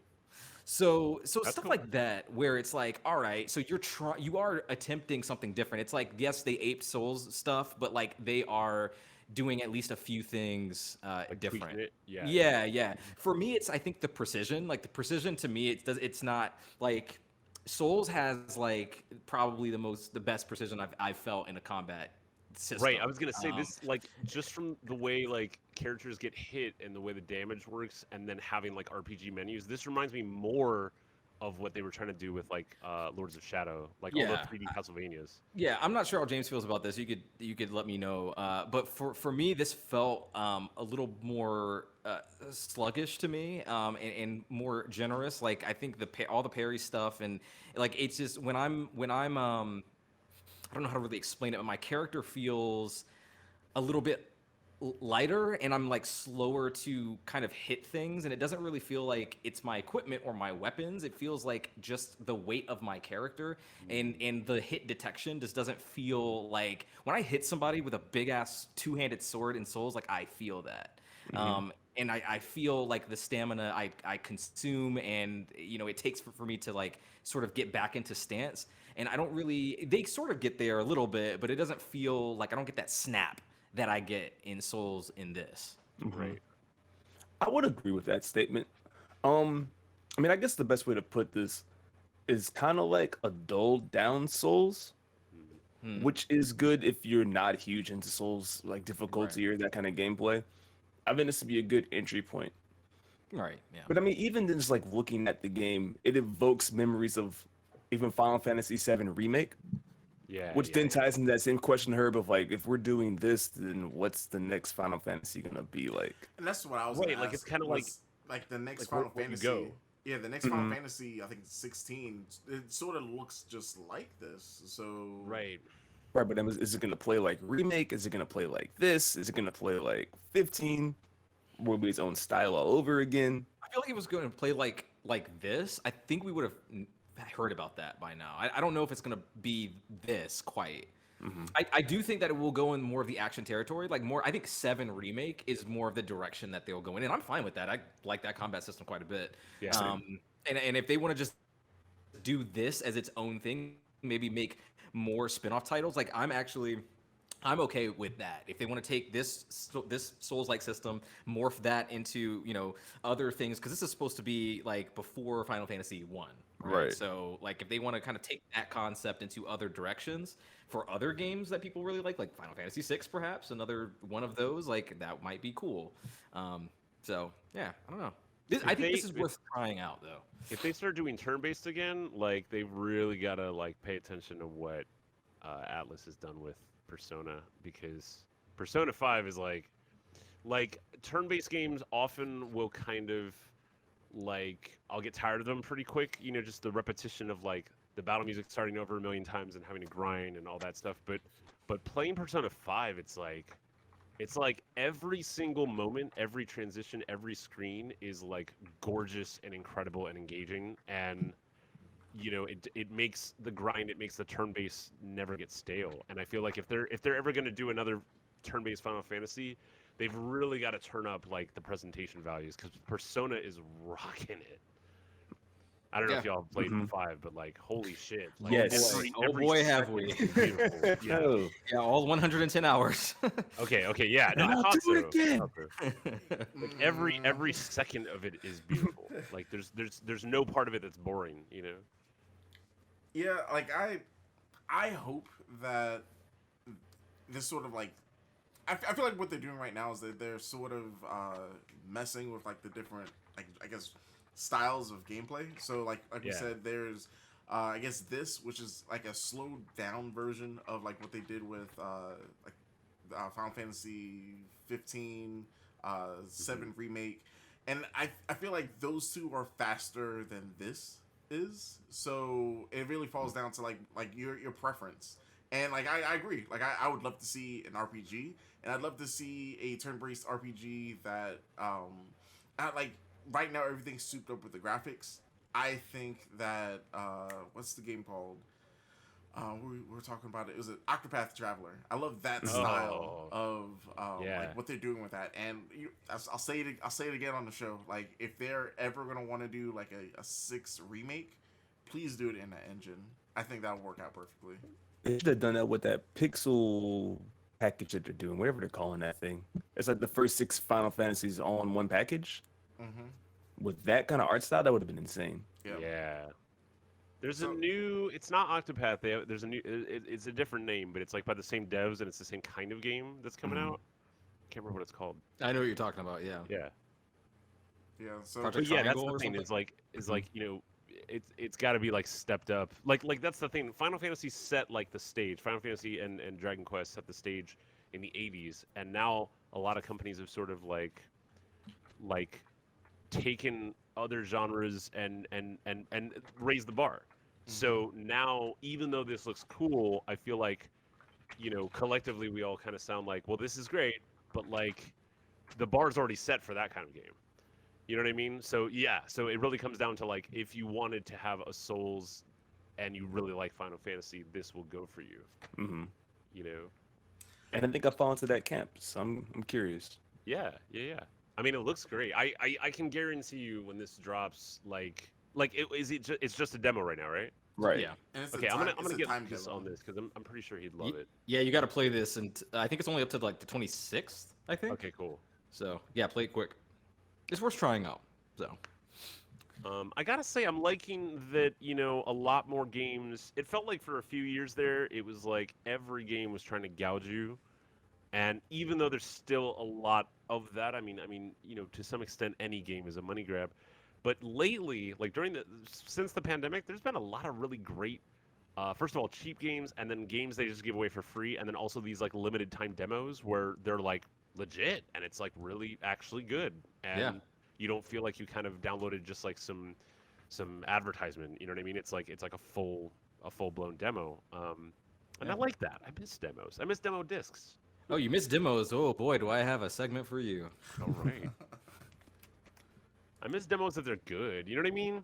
Yeah. There's like good ways to make demos, and then there's like just complete teases that don't really give it to you. Yeah. I used to. I had the Dreamcast demo discs that came out, Volume 1 and 2. I used to buy the Xbox magazine just to get the demo Just disc to on get those. the demo disc. Yeah. Yeah. It was just cool to have like that all there, and you know, many games have demos nowadays, especially on Switch. A lot of the games on there have demos, but that's neat that they're just kind of putting that out there and saying, hey, like, you know, see how y'all feel about this. Yep. Yeah. Right on. All right, so James, I think Yeah. I think you had something else too, right? It was Ratchet. Ratchet. Okay, so Nice. because I Yeah, we're think probably. we'll all three talk about that because I think we've all played it. Yep, But we role played it. so before we get to Ratchet and like our thoughts on it, Rod, what you Yeah. been playing? All right, I'm gonna get to some of this stuff right here. Really excited to talk about some of these games. I had a really, really great time with every single game I'm about to talk about. So awesome, and also honestly, I'm gonna feel like Herb for a second. I'm gonna bring some new games to you guys that maybe you haven't heard of. Oh, So, but maybe you have, and then I could be sad. So, I'm gonna start with Operation Tango. All right, Operation Tango is an awesome little game that came out on, I think, at the beginning of June. It is a PS Plus title. It is co-op only. It is also a game completely reliant on voice. So it is intended to be played on like one screen each, so online preferably. And the game even tells you before you even get started, hey, don't look at each other's screen if you're able to, and only be able to like talk to them. So the idea is that it's like sort of this like pseudo 70s like future, like almost alternate future sort of thing where it's like it's kind of like a 70s spy aesthetic, like think James Bond, like Sean Connery or something like that. And one player is an agent and the other player is a hacker, and you're going in, you're doing missions. It's so cool. So like for example, one mission has you on a train where you're supposed to ID someone who has like a deadly virus or something on the train, and so the agent is actually on the train trying to, they have a hacking tool that they can use and walk up to passengers and try to find out like what their interests are, basically, because you can kind of use a profile akin to something like a Facebook, basically, that says like this person has a music app with these songs, this person is playing Bug Snatcher, this person like has a body toner app or whatever. And so the hacker gives you the information that you need. So they're like, oh, you're looking for, such and such. They have this, and this app. So you got to go find them. I played this with our resident mod, Subject T. She was gracious enough to offer me a few hours of her time, and we actually just ended up switching off between agent and hacker, and so I got to see both sides of it. It's almost like a completely different experience. So when I was playing agent, obviously you're actually in the field doing things physically in the world, and I'm relying on the hacker to tell me what to do on certain things. So maybe I'm in a vault room, and the hacker has to tell me, okay, you have to stand on this spot in the room, and I have to only rely on their voice to tell me where exactly to be, and they can't see what I'm looking at really. There's like some security cameras that they can see on a particular level, maybe, where the hacker can kind of see what I'm doing, but not quite. So you're really getting minimal information, but just enough to sort of maybe make educated guesses on certain things. So there's a lot of really clever puzzles. There was also another one where we had to like mix chemicals, and the hacker was telling me what exactly to do, and I had to press buttons within a certain timer or a time frame on my screen, and I had to time it correctly, or else the entire place would explode. It's really cool. It's like that game Keep Talking and Nobody Explodes, actually. If you've ever played that, it's almost exactly like that in a lot of ways, but a little bit more involved, I'd say, on both sides of the spectrum. So I thought that was really, really fun, and almost like an evolved form of It Takes Two, whereas It Takes Two had like the split screen, co-op based, focused, but one player brute force the other player if they really, really want to. Right. This game, that can't happen. You are honestly your partner's weakest link, like, or only as strong as your weakest link. So I love games like that. I really, Subject and I became even closer that night, we'll say, because we kind of had to trust each other on a lot of things. But it was super, super fun. This looks like a much more polished version of this game, We Were Here. That sounds familiar. Yeah, it's like the same kind of thing. You're two people, and you have puzzles that only you both can do, but you both can't see what each other are doing. Yeah. And in the game, they have it set up where it's like, you have walkie-talkies that you're supposed to use in-game, and that way you can only hear each other when the other person's not holding the button, and you can't look at their screen. And it's like, it's neat. I love stuff like this because it's you get easily lost in games like this, and you don't really, like, speaking as a person who's always looking for the seams in games, in games like this, you don't spend a lot of time like worrying about like the actual game engine or the environment, because you're usually under some kind of like fire or trap or spikes or explosion, and something's going to happen, and you have to work together now, and all you can see is this one thing, and you have to like Yeah. relay information and go really quickly. Yeah. And yeah, genius stuff. This looks really cool. Yeah, yeah, it's exactly what you just said. I mean,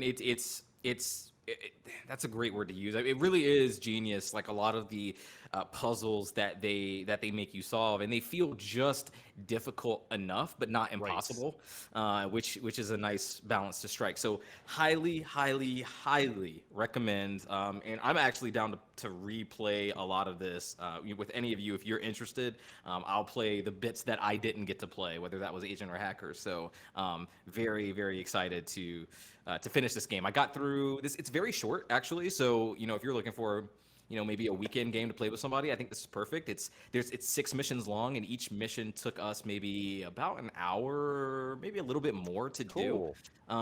So it's a nice bite-sized experience that I thought didn't overstay its welcome at all. So the next game I've got here, I'm so excited. So before I get into some of these other games, I wanted to say that if you were not aware, Microsoft has released a bunch of demos, about 40 actually, for E3. And since this is the E3 episode, I figured it would be appropriate for me to come through with some E3 games that have not been released yet. So if you're interested, go ahead and check this out on the, I believe, Xbox Live and Steam. I think some of these games are available on Steam as well. So definitely check some cool indie games out, guys. So one of them that I'm going to talk about right now is Tunic.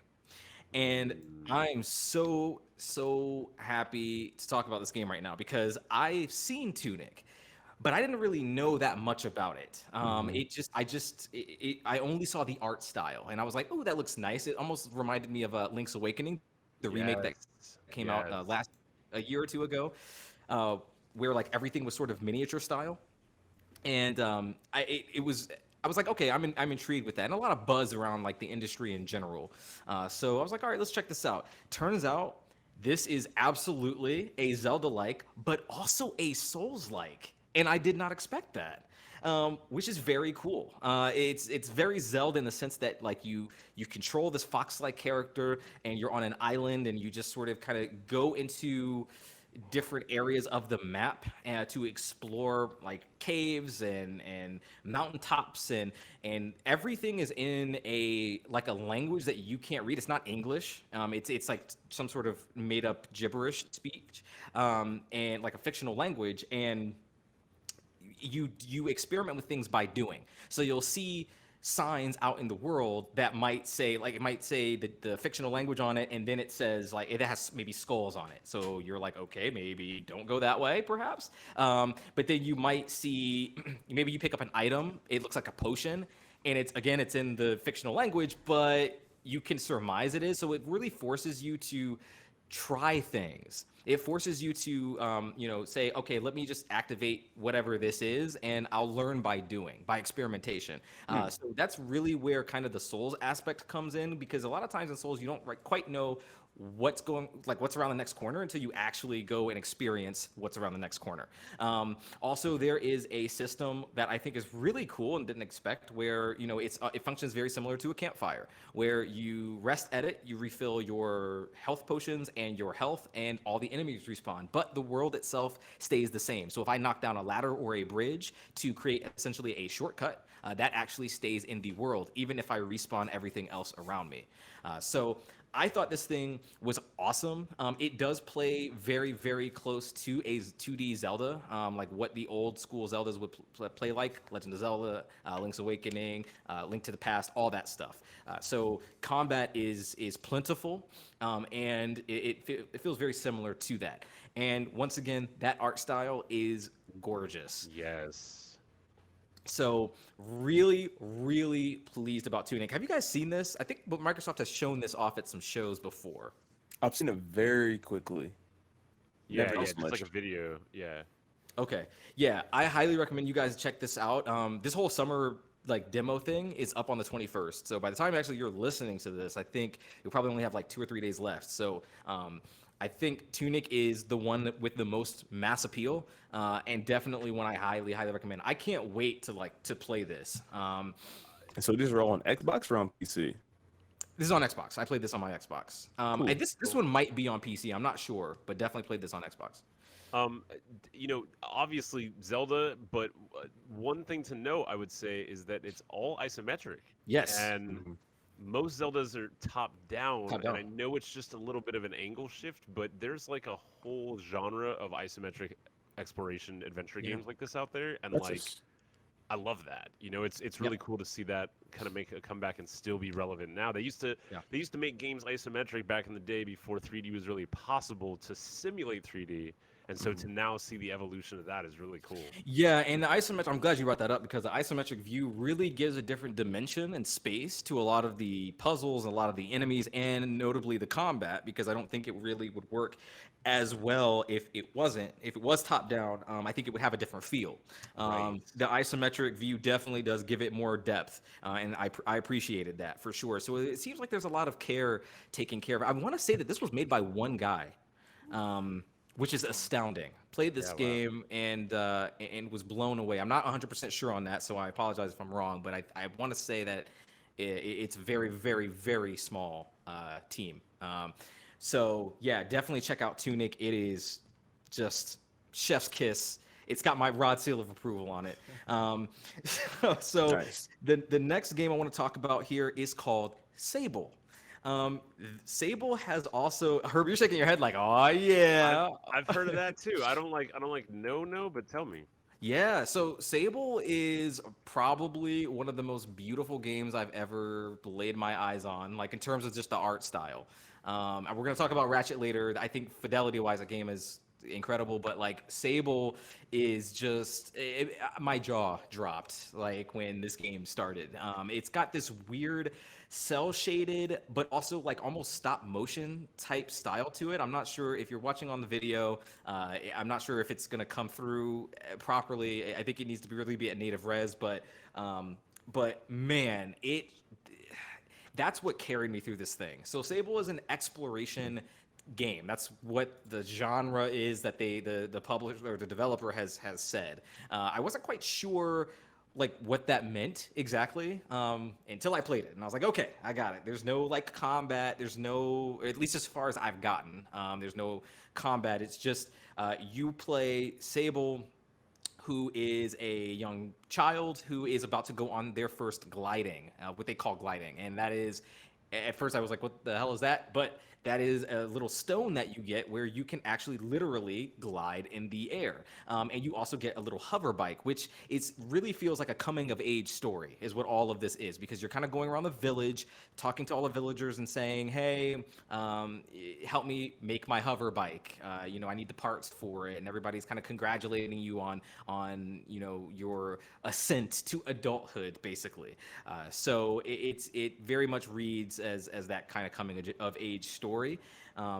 And you're really exploring this world. There's a lot of internal monologue, and it's written very, very well. That's the first thing I noticed, was that the whole game had very nice writing attached to it, because a lot of what you're doing in the game is reading. You're reading the dialogue and, again, also the monologue.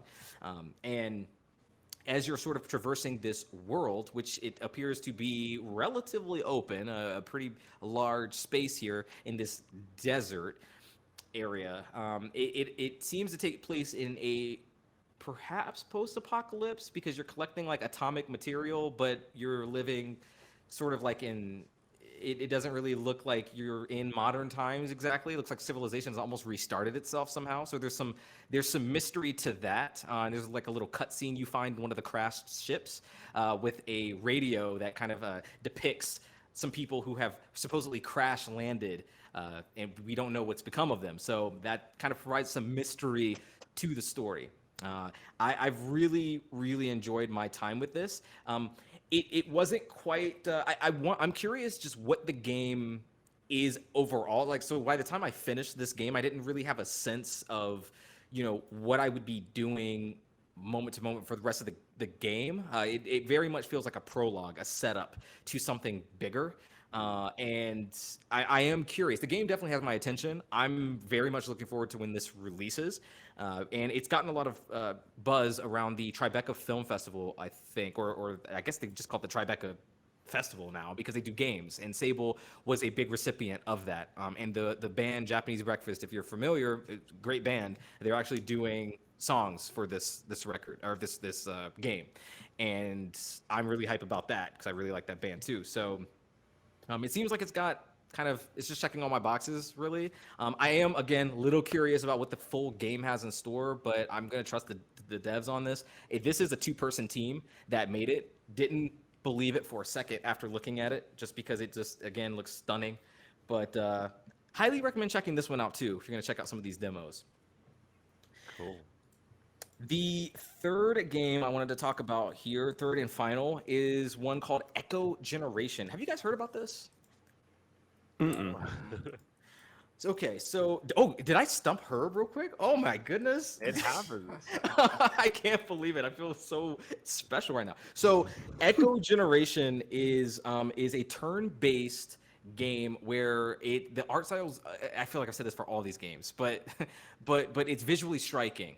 It is really 8-bit, but in 3D, and you may see this in the video shortly, but it's very much like Stranger Things is probably the closest thing I could provide as an analog. You play like as a young kid roaming around his neighborhood, fighting raccoons basically out of trash cans and giant mutant rats, and it's and giant clown robots. It's really weird. It's fucking bizarre, but I think that's just the tone of the game, and it's really funny. It's quite humorous, and if it wasn't, I think I might be a little less interested because I'd be like, dude, what is all this shit doing in this game? But the writing maintains a charm to it that I really appreciated. And the combat system itself is reminiscent of something like a Mario and Luigi, where it is turn-based, but on the actual attack, you press a button to do extra damage. And when you're attacked, you press a button to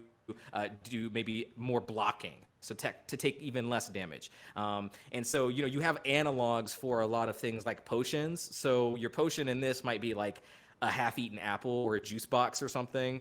And your power-ups come in the form of comic books. So the more comic books you collect, like the more power-ups you can do. So one of your special moves is like getting your hockey stick and driving a puck to an enemy's face or something.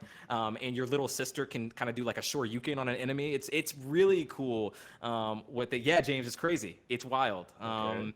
Echo Generation is like that was my reaction at first. I was like, all right, okay, Echo Generation, I'm down for this. Yeah, I did not see this. This looks really interesting. It looks kind of like some kind of Earthbound vibes. Thank you. That's what I was going to say. I 110%. I have not seen anyone make that comparison, but when I was playing it, I was thinking, dude, this is Earthbound. Like this is basically Mother 3. Have fun. Or I guess Mother 4, since that didn't actually come out at all. Yeah,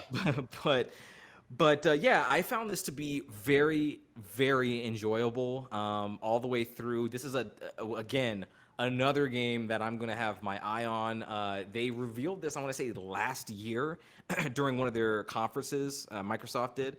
And in 2020, I remember seeing it. It was like in one of the sizzle reels, and I remember going, "Oh, that looks unique," but they didn't show much of it. So very neat that they released this demo for us to try out for the third and final time. Highly recommend this one. I think you guys particularly might enjoy it because I think everybody here enjoys turn-based titles and something that's relatively irreverent and funny. So I think that this comes with high marks for me as well.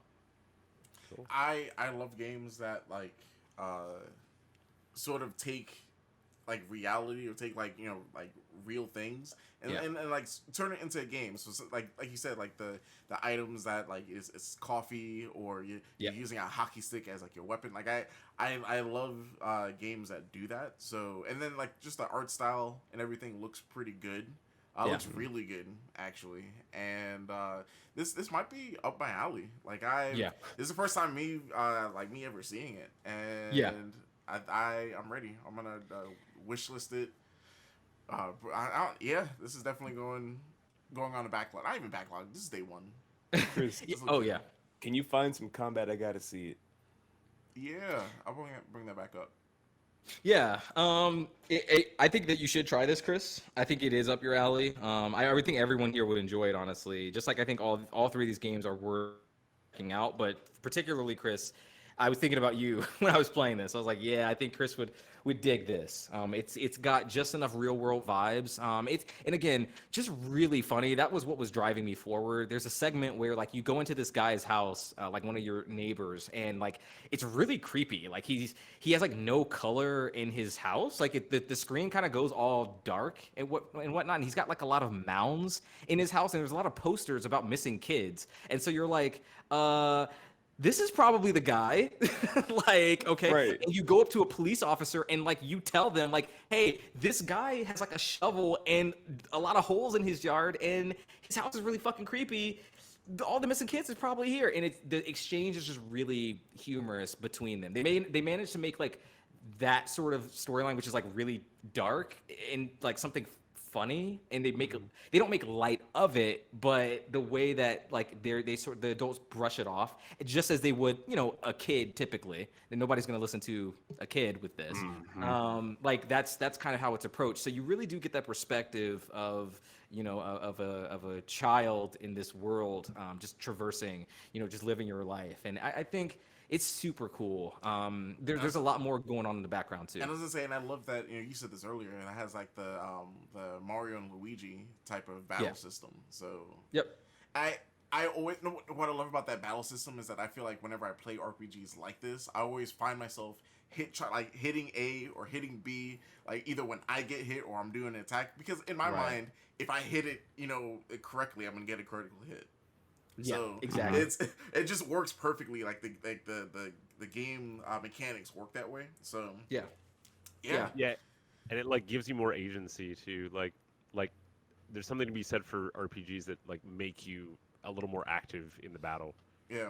And then, you know, like in other words, like in Mario and Luigi, like you're still gonna hit anyway, but you'll do extra damage if you get it right on it, and that's like that incentive is really nice. Yeah.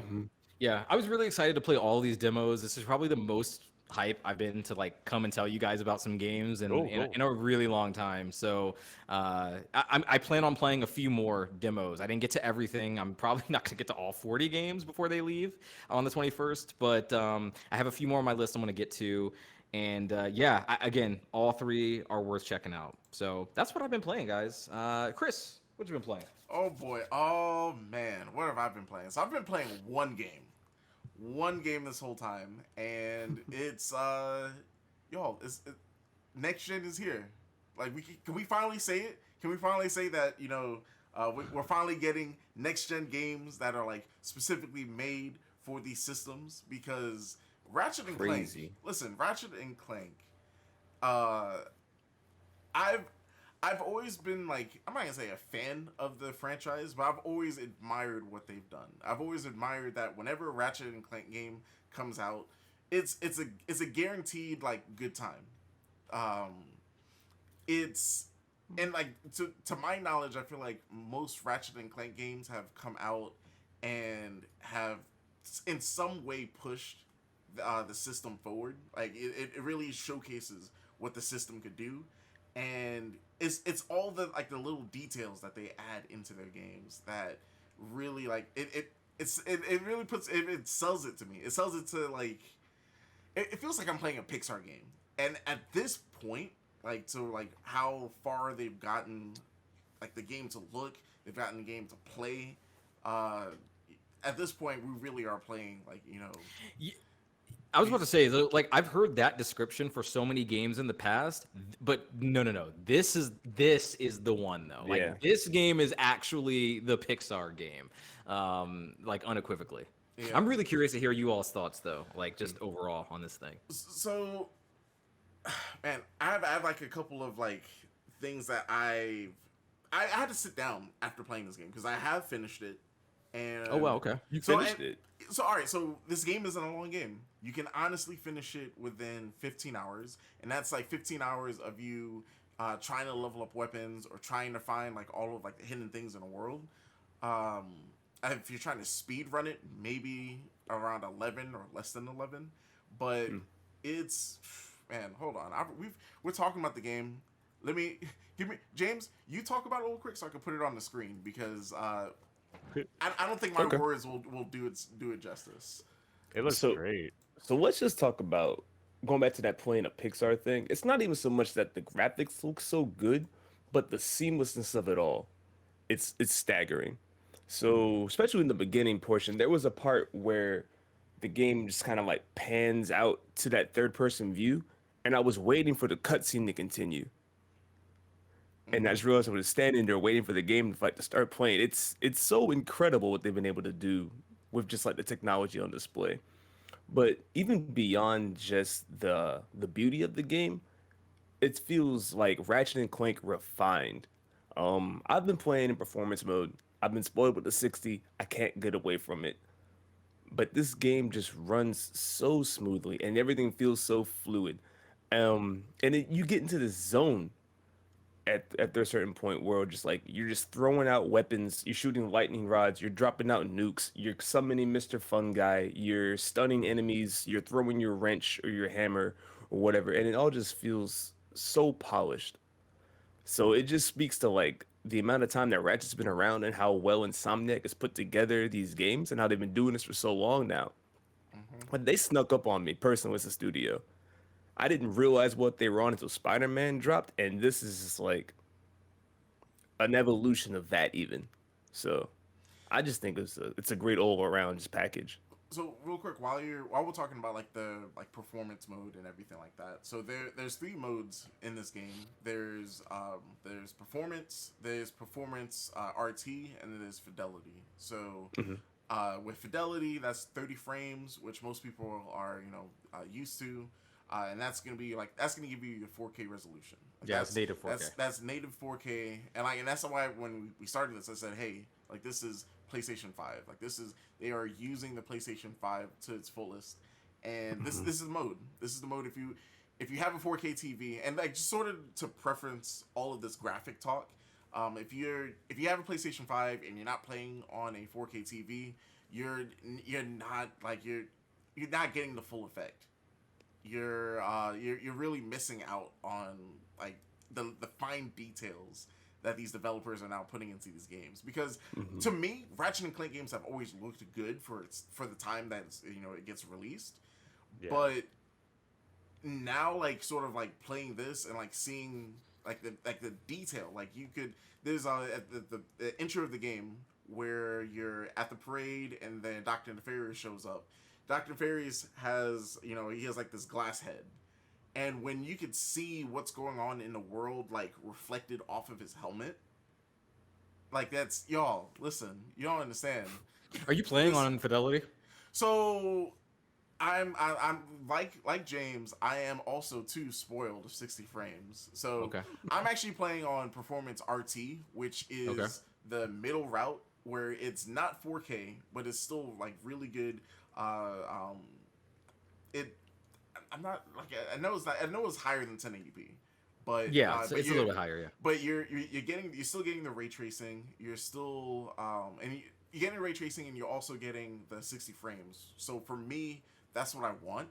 Yeah. And it was sort of like I don't know. I guess it was sort of weird that they also added the performance mode, which is they just remove the ray tracing. So like it's pretty much like locked at the 60 frames. But the performance RT mode, like I don't really think I've come across too many dips. Like to me, like so far it's been like a solid 60. Hmm. So Okay. man, yeah, I mean the game looks really good. Like it's really like just the attention to detail, and sort of going into that, I sort of want to talk about like when this game was first shown off, how like the biggest thing was oh, we're using the full power of the the PlayStation. um it's they're able to load like multiple things that they weren't able to load. So like I'll give them like the power of the PlayStation 5, the power of the SSD. You're not gonna see a load screen in this game like whatsoever. Like when you boot into the game, like that's it. Like when you're going from like world to world, the screen literally will like fade to black and then go straight into you landing on the planet. That's cool. So yeah, so this game like really has like no downtime, and like I appreciate that. The thing that sort of confused me, or like sort of like I'm not gonna say I guess it was sort of confusing. Like they made a really big deal about how you're able to rift into like these other dimensions, Yeah, and exactly. that like it's they made it seem like it's like levels inside of levels, It's which integral to the gameplay. it is, but like to me, a lot of like the rift aspect of this game was primarily on rails. So it's to me, I feel like I could have maybe seen this on like a PlayStation 4, but I know that there's more that goes into it. I know that being able to like teleport within, like they have like these rift points where you can sort of teleport from like one side of the arena to another, like while you're in battle.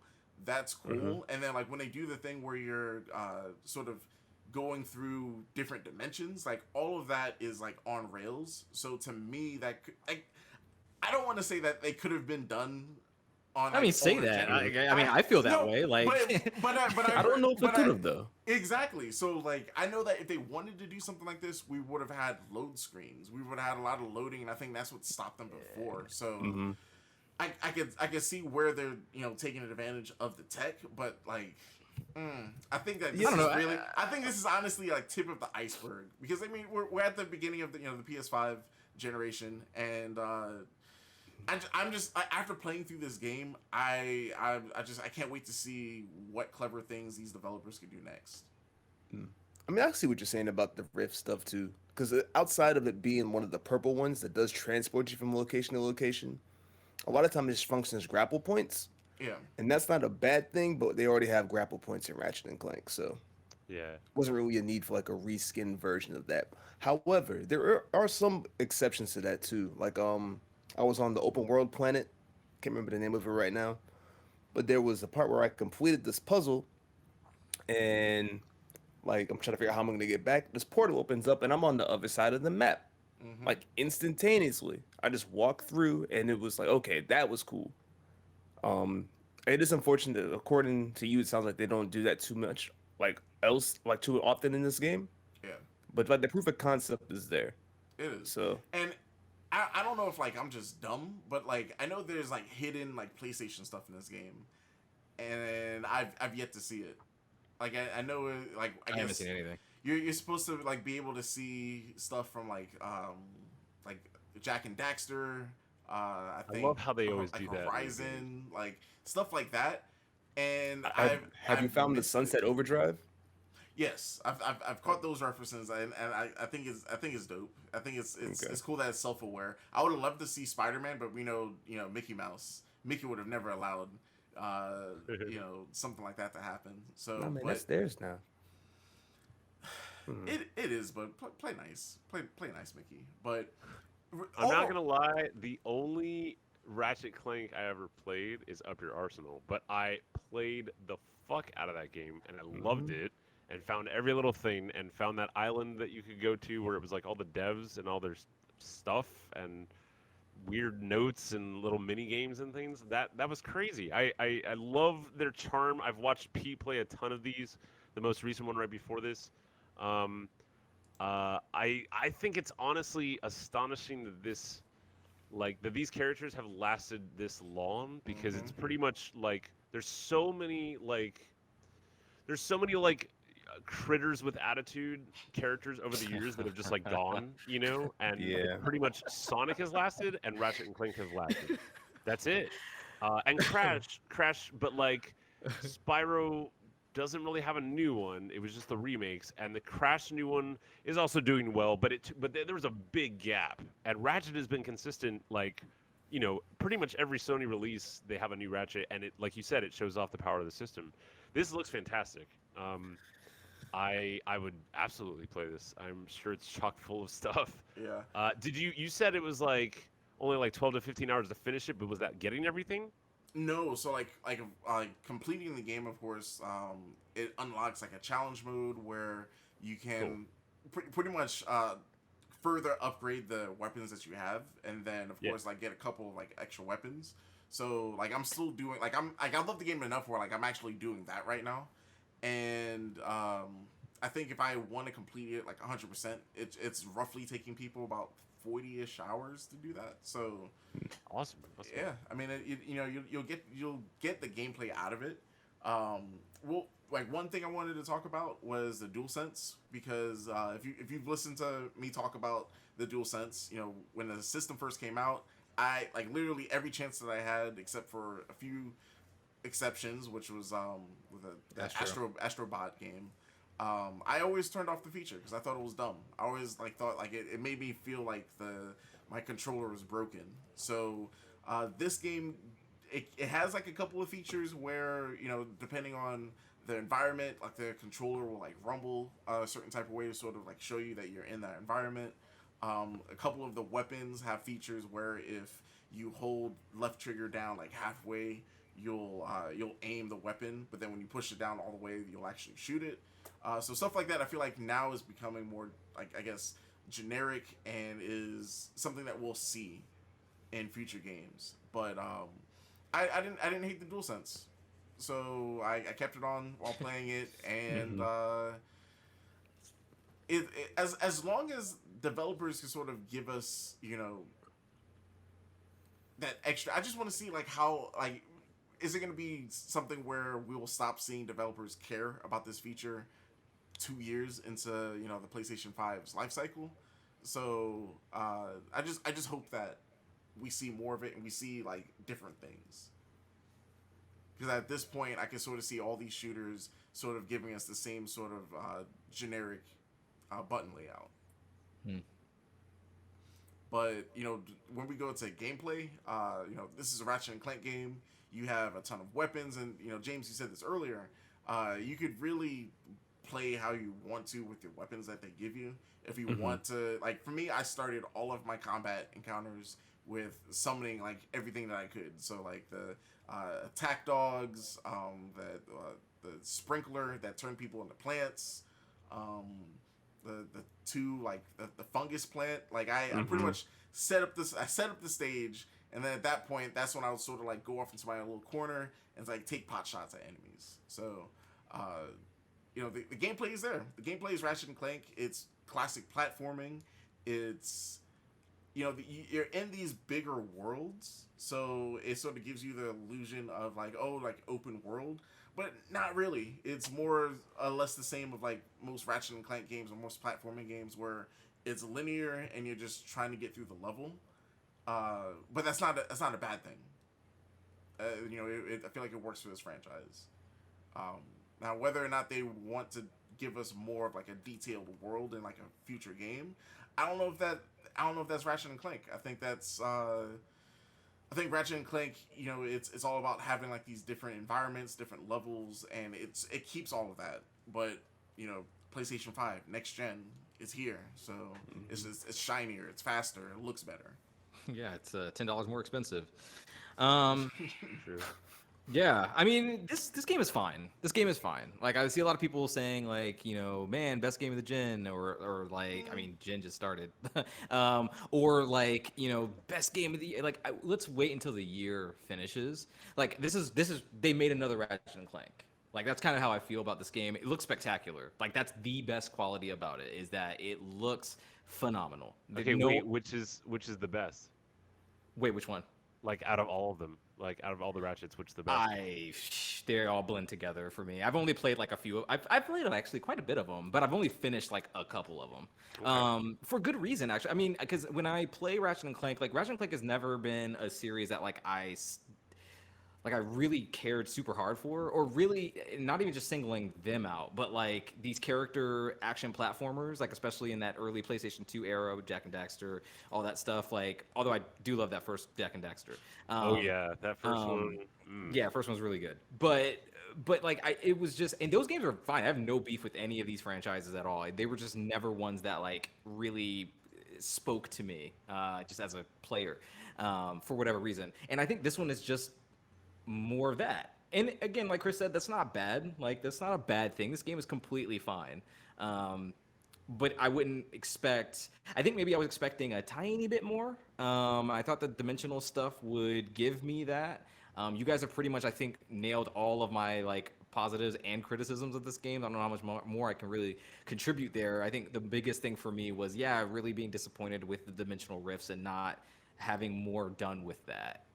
As far as like organic into the gameplay, besides just like grapple points. At points, this game does feel like Insomniac just testing shit out. Like that entire first level just feels like them saying, "Hey, we're on PlayStation 5 hardware. Let's just see what we can do for funsies." And that's exactly what that first level feels like. So yeah, I mean, I would say this is a perfectly fine game. Is it worth $70? That's for you to decide. I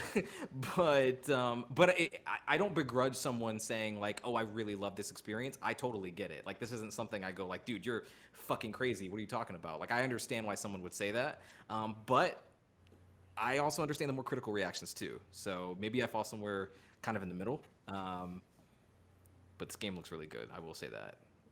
I am in fidelity mode. I was losing too much visual bells and whistles. Like I was flipping between the modes. I didn't like what I was losing. I couldn't see. I think I was flipping in that city when you first drop in, like after the parade. And I could see so far into the distance details that I was like, that I love looking at that stuff, especially with a game that looks as good as this. I was like, okay, I want to see all of that. I couldn't see that with the performance RT mode or regular performance. So I was like, I'll eat the 30. That's fine. I did the same thing with Miles. So.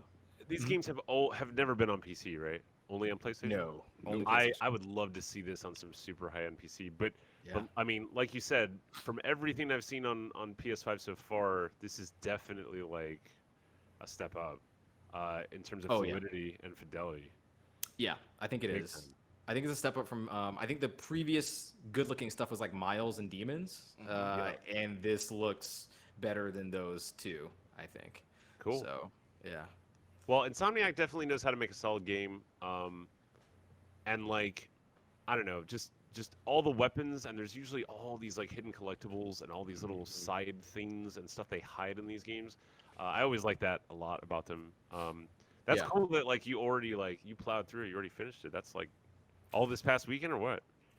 Yeah, since the game came out, like it's like for me it was like maybe just getting home, and that was like my like unwind. Like I work 2 jobs, so when I get home, like I sort of want to like decompress, and I think the reason why I enjoyed this game so much was that this was that perfect game to sort of just sit back and like decompress. Like the story was good, gameplay was fine, gameplay was great because if I don't have like a reason to complain about a game and I could just play the game for what it is, I'm at a good point. I'm in a happy place when I could just play the game and just like not have to like, I don't know, worry about like dumb quirks in the gameplay or just things like that. So well, and it's like it's worth saying that like even though like Rod was saying, it's another Ratchet and Clank, and there are lots of games out there like this,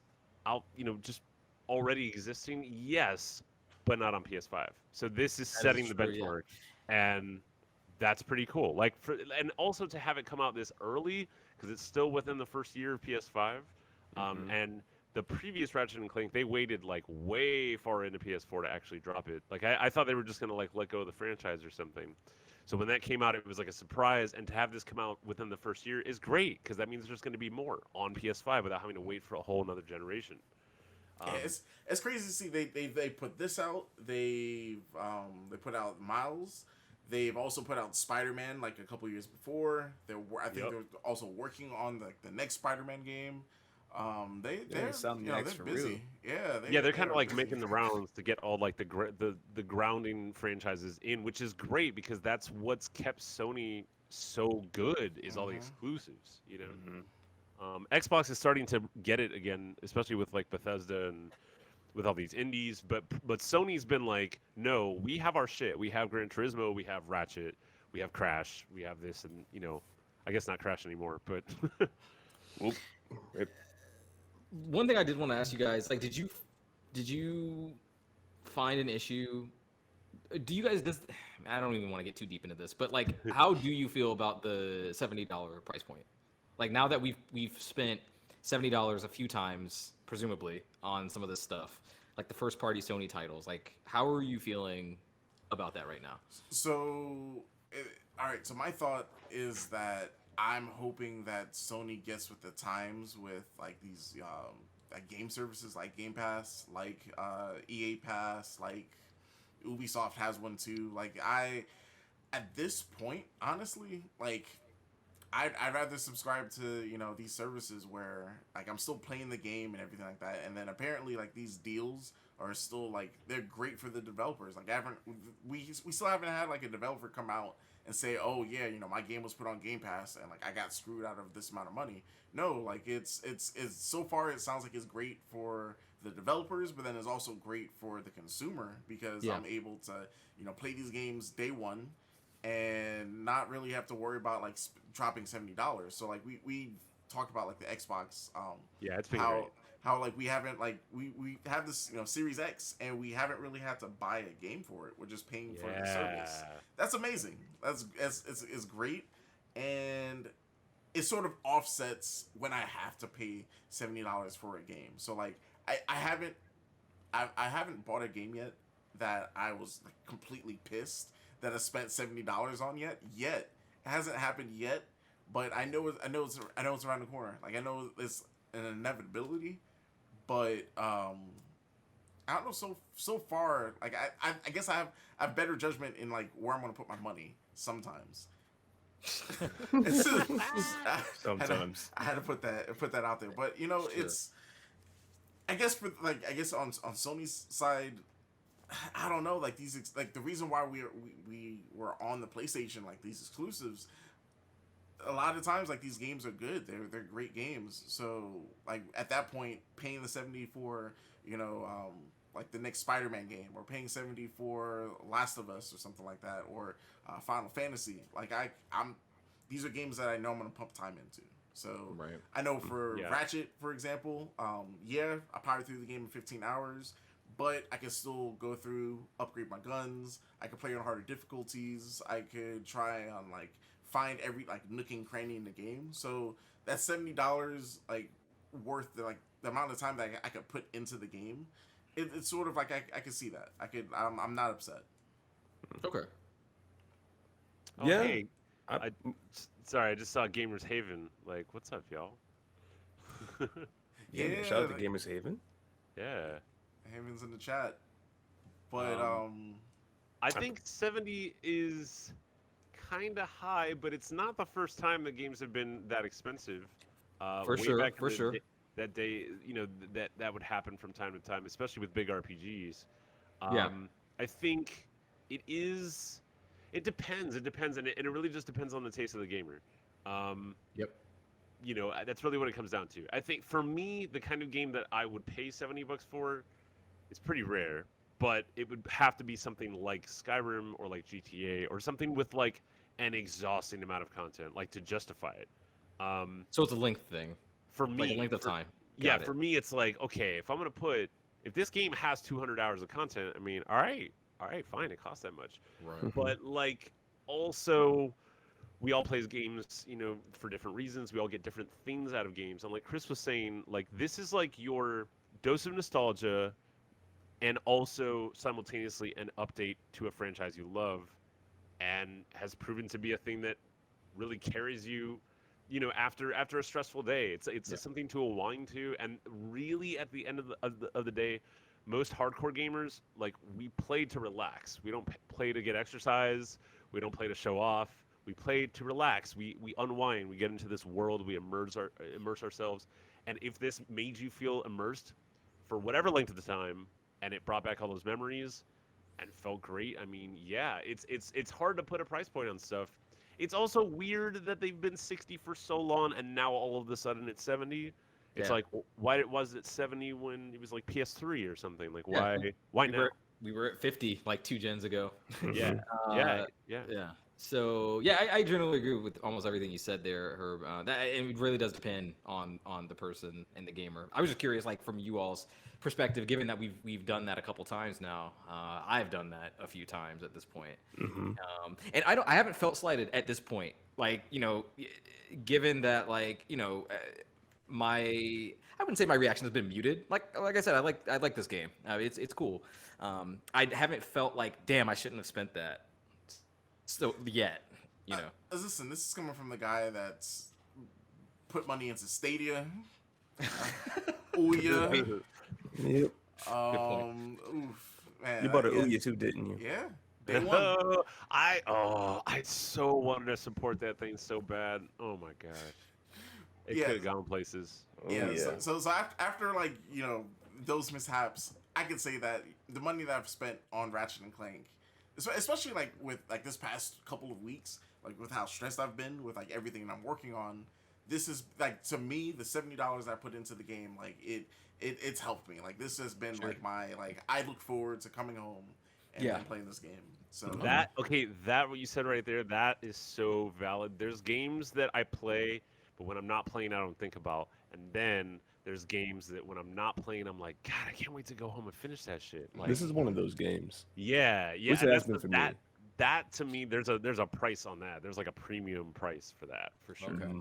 Yeah, this one's definitely been more of like the Chris Alley of like I'm just trying to like it's a nice backseat game too. Like if somebody can easily watch you play this and have a good time, I think, just because it's pretty whimsical and it's not the stakes aren't like it doesn't feel that high to me. So like Yeah. it's like people are just kind of cruising along and that's fun. It's not like The Last of Us, that was brutal.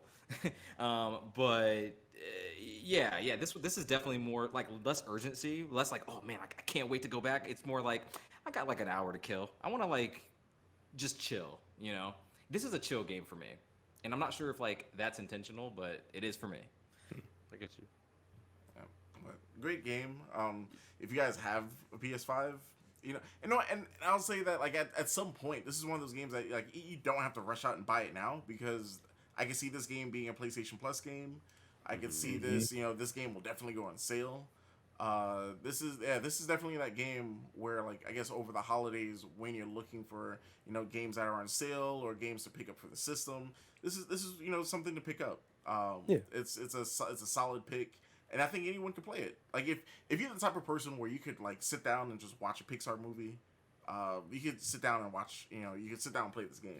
You can even sit down and watch people on Twitch play this. Like it's just right. You said it. Like this is one of those really good backseat gaming. So that's what we have for Ratchet and Clank because I want to sort of move us along because we still do have to talk about E3. Oh, we do, don't we? Yeah, that happened this past week, and it's. You know what I've covered D3 for like the last like 10 years.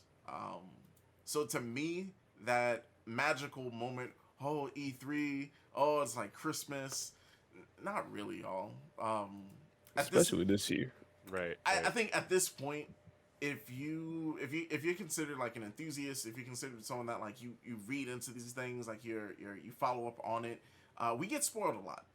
Like let's just say we get spoiled because of like just leaks, and then we also because of like the leaks we also set expectations way too high, extremely high. And once again, I feel like I'm not gonna say that happened to me this year, because I'm sort of known I knew to sort of temper my expectations, but there are a couple things that I got excited for that like was not shown whatsoever. And we'll get to those eventually, but just let's sort of like I guess overall give our take on this E3. It was okay. Like we also have to remember that we're still in a pandemic, y'all. COVID is still a thing. A lot of these developers are still working from home, so for them to be able to put out these games, games like Ratchet and Clank, games like like Final Fantasy 15, like these games are getting like up-resed and everything. Like it's amazing that they're able to pump this out and not be like at their main office. So kudos to the developers and the publishers for getting stuff out. That's great. I think this E3, a lot of people were expecting to see more because last year was like so we're people were were struggling like heavy back then, and people still struggling now, but I feel like things are opening up, things are lessening. If you're in Georgia, it sort of feels like nothing's changed. It feels like we're back to normal. Oh yeah, Oh yeah, in Atlanta for sure. So I don't know. I like I said, I was able to sort of like temper my expectations, and I wasn't too excited for anything. Nothing really. To me, once again, like the indies sort of stood out. Because I don't know, like the bigger games, like we won't see for a while. So Right. I don't know. That's sort of my take on it. Like Okay, can I say something? Mhm. Okay, first off, Elden Ring, Yep. great. I'm so glad, right? Awesome. Yeah. I'm not even that big into those, but like it finally happened, and they're gonna do it. Fuck yeah, hell yeah, Mhm. great. That's perfectly fine. Um, um, WarioWare, okay, great. It's about time. I'm ready for it. Let's put the Jackbox games on the shelf, all 27 of them, and just play WarioWare because it's that good. Uh, No More Heroes 3, even though they didn't do it on the live stream, there was a whole separate YouTube thing where they talked about it, and I'm like, okay, I'm ready. I'm excited. I love that series. Um, Breath of the Wild 2. I know that's all Nintendo stuff, but that's like the stuff that stood out to me was pretty much, Metroid and like Metroid, of course, and Elden Ring, and I can't believe these Namco, these the Dark Pictures anthology games. I can't believe these are doing so well. Like, not that like they're bad. I just mean it's nice to see like more narrative kind of movie kind of Telltale games get more popular, and they're doing another one of those, so that's pretty cool.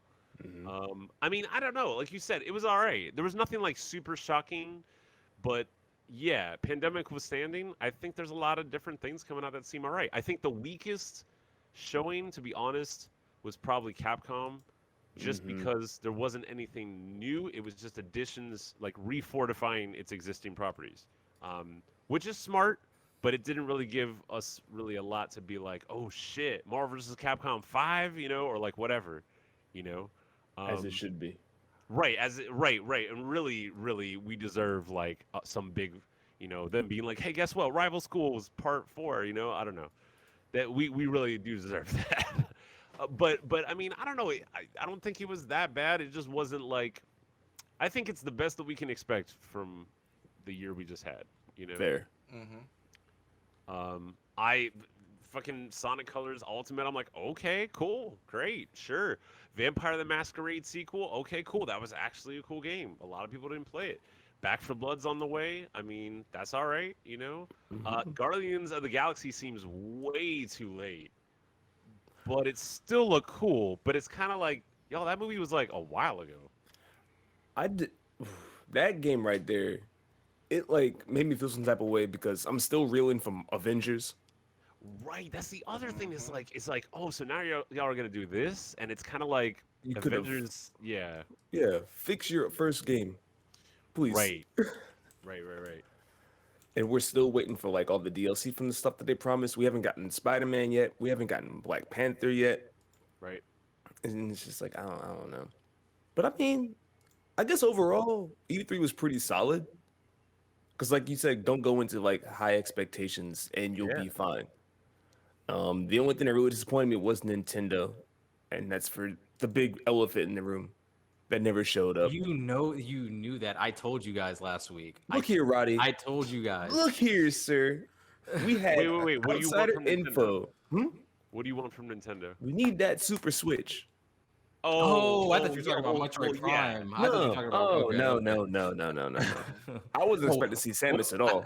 Yeah, listen, we've said this a couple times. Like they love to like tease us with like the Metroid stuff because like Yep. I wasn't expecting on seeing it. I was still hoping to get our trilogy because I feel like at the end of the day is literally a switch that they could just hit and like it's on the eShop and like as soon as I hear that I'm buying it. But Yeah. I mean it's What, it's the cool. Prime trilogy? Yeah. Yeah. That should have already been like day one, honestly.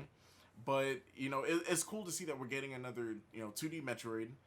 This is the first time in what they said like 19 years or something that we're getting another 2D Metroid that's new. That's not like a remake or anything like that. So Yeah, they announced Metroid Dread in 2005 initially. So Did it really? to finally see it Mhm. come to fruition is really cool. if y'all didn't play Metroid: Samus Returns on 3DS, it was also really good. It was different and not really a remake of 2, more like a reimagining, but really it felt like its own thing. But to see, them suddenly drop this, like, that's pretty cool. I want Metroid Prime 4, but I will absolutely take this without complaining whatsoever. You know what I mean? Yeah. And yeah, I think it's bizarre that Prime Trilogy hasn't been out there, at least just to kind of stoke the fire of, to get people who aren't into Metroid into it, so that then when this drops, it's, the hype is even more. But I don't know. They're gonna do what they're gonna do. WarioWare sounds cool to me though. I cannot tell you how much time in my life I've spent playing WarioWare. The one on Game Boy Advance with the little paper airplane mini game, like I just hundreds of hours like passing that around between friends, and then the one on GameCube where you play multiplayer and like it randomly chooses someone that has to do a mini game, and it's like kind of like hot potato, and whoever like keeps the mini game going, it passes it to the next person, but if you drop, then you're out. That like has been some of the best like game party nights of my life. So I'm really excited to see whatever they do with that. And that was also kind of out of left field too. It was like, all right, okay, sure. But yeah, no, I'm with you, James. And I mean, yeah, it's like, can we just get the Switch Pro, because the Switch is great, but it's pretty old lacking now, at this yeah. point. It It is feels lacking. old. Like it discourages me from getting multiplats on the Switch. It's Yeah. like, yeah, it's Oh, yeah. portable, but like At this if point, it's gonna run worse, I don't need that. Yeah, it's portable, but have you seen MK11? Like, yeah, No. it runs really great, but it looks like trash on the Switch. It looks so bad. It does not look like the same game at all. so one thing I do want to give Nintendo props for is that with their E3 Direct, they showed us, like, because we were worried about this. We were worried about Nintendo not having anything for like the holiday season, not really having anything in the next couple of months, or like not knowing what's coming out. So Nintendo came out and showed us that they have some games in the chamber that's ready to come out in the next couple of months. So You know what? The only company that did that too. yeah, Yeah. the Nintendo's the only ones to really, let's say, like, hey, this is what's coming out like this year. This is this is around the corner. That's not true. Well, That's I not mean, necessarily Mi- true. I mean, Like I know Microsoft had a Microsoft did it. few. Yeah. Yeah, they had a few. Yeah. I feel like if you look at this E3 as a whole, I feel like so many of these companies, what they've done here is they've just really focused on fortifying what they already have. And not taking a lot of risks. And while the kind of gamer that I am, that is relatively unexciting because I like risks. It makes sense from a business standpoint, one, and two, like I just feel like everyone's had a really tough pandemic, and so all of this is sort of like comfort food. It's not shocking, it's not exotic, but like everyone is sort of just fortifying. A lot of the indies that are coming out look fantastic, and yeah, I don't know. I do think PS5 to an extent kind of launched too soon. Like if they would have waited another year and then had this whole stack of games ready for us at launch, that might have been better than releasing it, at a point where you still can't find them. You know what's funny though? I feel like the pandemic has sort of helped Sony and Microsoft with giving them a reason on why we're not getting games like now and why everything's getting pushed back. Because you're right. Honestly, like right now, if I wasn't like a gaming enthusiast, if I didn't like make gaming content, there would be no reason for me to have a Series X and a PlayStation 5. Yeah. Like now we're getting games. Now we're getting Ratchet and Clank. Now we're getting like a new Forza. Now we're getting like these like next gen games. Yeah.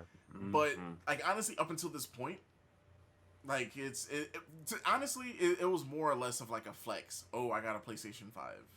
Like, right. What am I doing with the PlayStation 5? Oh, I'm playing PlayStation 4 games. It's gonna be like that for a while too. I mean, and to be fair, I mean that's how it's been though. Like that's how PS2 was. Like when it came out, the launch was not amazing, and most people were like, "Oh, you can play movies on this and PS1 games." So the first, 6 months was a lot of people doing that, which no shame, because you're ready to go, and really, I mean, I don't know, I don't think this was that bad, but yeah, there was nothing like incredibly shocking necessarily. I'm looking at like Ubisoft, like Yeah, let's talk about some. Let's either Like- talk about Ubisoft or Square Enix because those are the ones that we're gonna probably spend the least amount of time on here. I think. so like the Avatar game. I'm kind of like, why? Like You still not want not Avatar? Can we get the second movie before we? we're talking right, about it right, again? right. Exactly. I'm like Avatar was a fine movie, but like that was a while ago, y'all. Like a lot of like young people would be like, "What's Avatar right now?" Like Mhm. that's how long it's been. Like I don't know what year it was, but it That was was a like while ago. 2009.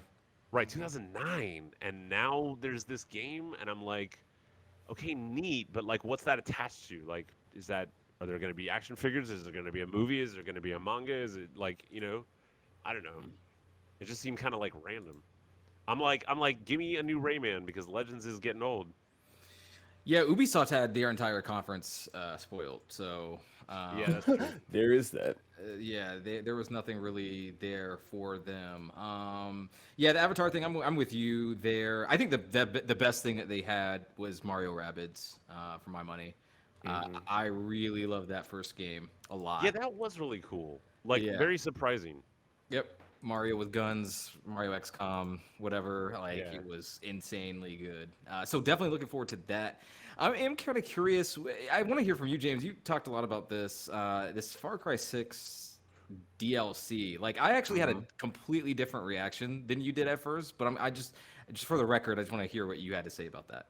I just thought it was an interesting concept because, I mean, villains carry the Far Cry franchise as far as I'm concerned.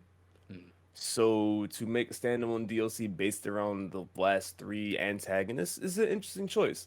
Because I think Voss like saved the franchise, personally. Yeah. Because like I did not enjoy 2 that much. I mean, I like the mechanic was interesting. It was a cool idea, but I didn't enjoy it from a gameplay perspective.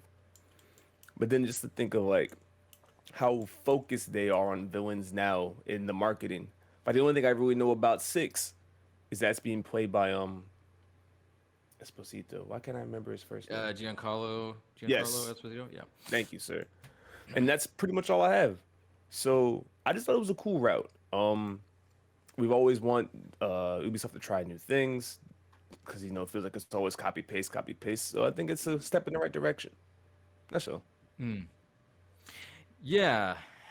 When I was watching that, I just couldn't help but think like, how are they going to fuck this up? Like how bad? Because like for me, I think Duvas was like an interesting villain as far as video game villains go. But I don't think I trust Ubisoft just as a company to handle subject matter like personifying these antagonists who represent things like really dark aspects of humanity, like representing them well. Because I think when you take on the antagonist is now the protagonist, like what does that look like? Do I want to really embody Joseph from Far Cry 5, this like basically Trump-like figure? Like, do I want to do that? Like that kind of made me uneasy. And again, I don't trust the Far Cry writers to really do that justice. This could come out. I could be totally wrong about it. It could be something completely different. But like I think the thing that they showed with Voss, I think they showed that the most, where you're like up against a maniacal Brody or whatever his name was from Far Cry 3. I think that is more interesting, where it's not necessarily sympathizing with him exactly, but more so inverting that initial relationship. But yeah, I don't know how I felt about that. Like that really kind of it rubbed me not the right way at first. So I think that might be a wait and see for me. I mean, probably for me too, because those games always end up going on sale. I just thought it was something different. Yeah, for sure. All right, so like I didn't really care too much about Ubisoft's their stream. Can I talk about Werewolves Within? Because Okay. they literally gave up on the game. Like there's like no updates for the game, but then decided to put out a movie. on the game, which I don't know, it's just weird. I had no idea what that even was. But there was a game. Yeah, so it's essentially like it was a VR version of like you playing Mafia or someone. So like there's someone in the group that essentially are werewolves, and everyone else is either like a villager or you have like a specific like power. And I mean it was a cool VR game. Like it was like one of like the first couple of VR games I've gotten with the with my PlayStation VR, but it was just so left field. Like it's I don't know why. Like I'd rather get another game than this movie. But here we are. We got a movie. Yeah, they're really going on with the media stuff like this. Did Mythic Quest do well? I keep hearing decent things about it. I hear good things Yeah, about it. So it's reviewed well in the critical community, like especially the second season that just released or just finished. I think there's a lot of like notable writers that I follow who are saying really really good things. So I'm actually curious myself. I just wanted to like bring up real quick. I was looking at all the stuff that was coming out, and GameSpot did like a play for all video where they showcased a bunch of indies and like specifically not white devs, and a lot of these games look really interesting. I was kind of like, okay, cool. You know, like there's a fine line between like patronizing and being inclusive, but it shows that like the host of this thing on GameSpot, the two hosts actually, are both like people of color, and they have reached out of their own volition to find devs of color and from just different backgrounds and like make this whole video and go into like their whole process. And I'm just like, as I don't know, as corny as it may be to like set aside these situations where people are like, we're going to do diversity now, at the very least it steps towards, you know, a more diverse dev crowd. Because when you look at when you know the Game Awards or E3 in general, the person that comes out on the stage to talk about whatever game is either Japanese or white. And it's just like cool that people are looking at this and talking about this. Yeah. Some of these games looked interesting. There's a couple here. Let's see. It was they talked about El Paso Nowhere, Soup Pot, She Dreams Elsewhere, Blind Fate, and Onsen Master.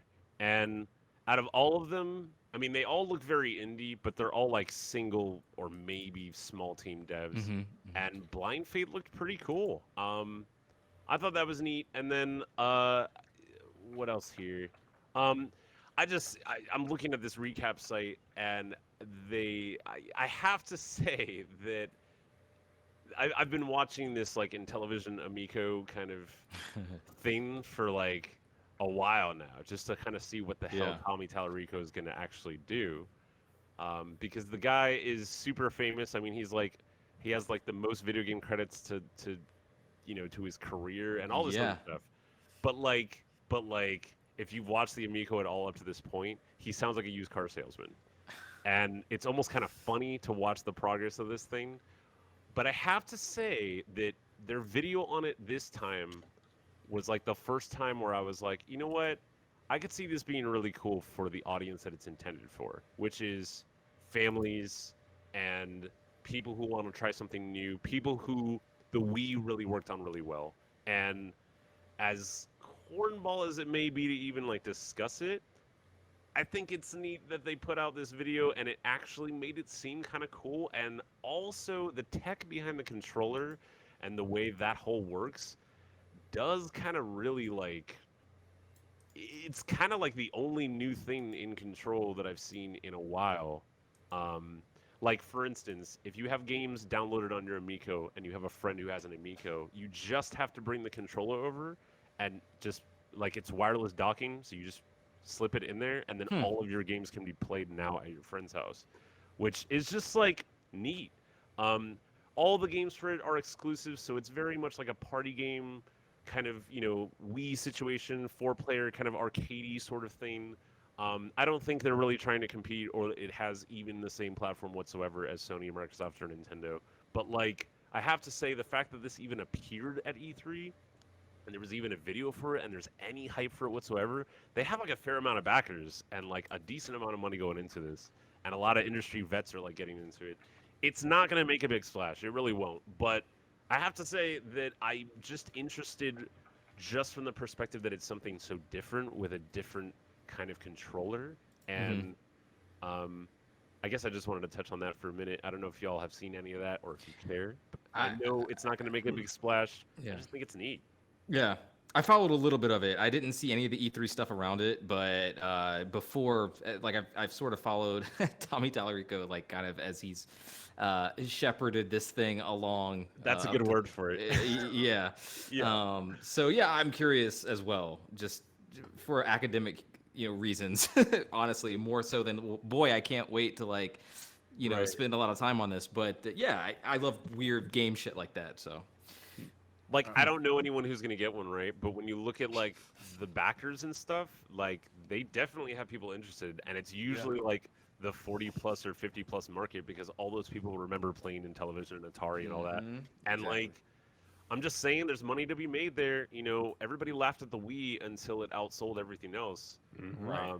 You know what I mean? Wii Sports felt like, what is this crap? And then, like, 7 billion people were like, this is awesome, Like, I'm just saying, you never know with stuff like this, and it's always cool to see like the wild card, like what people are trying, who clearly like.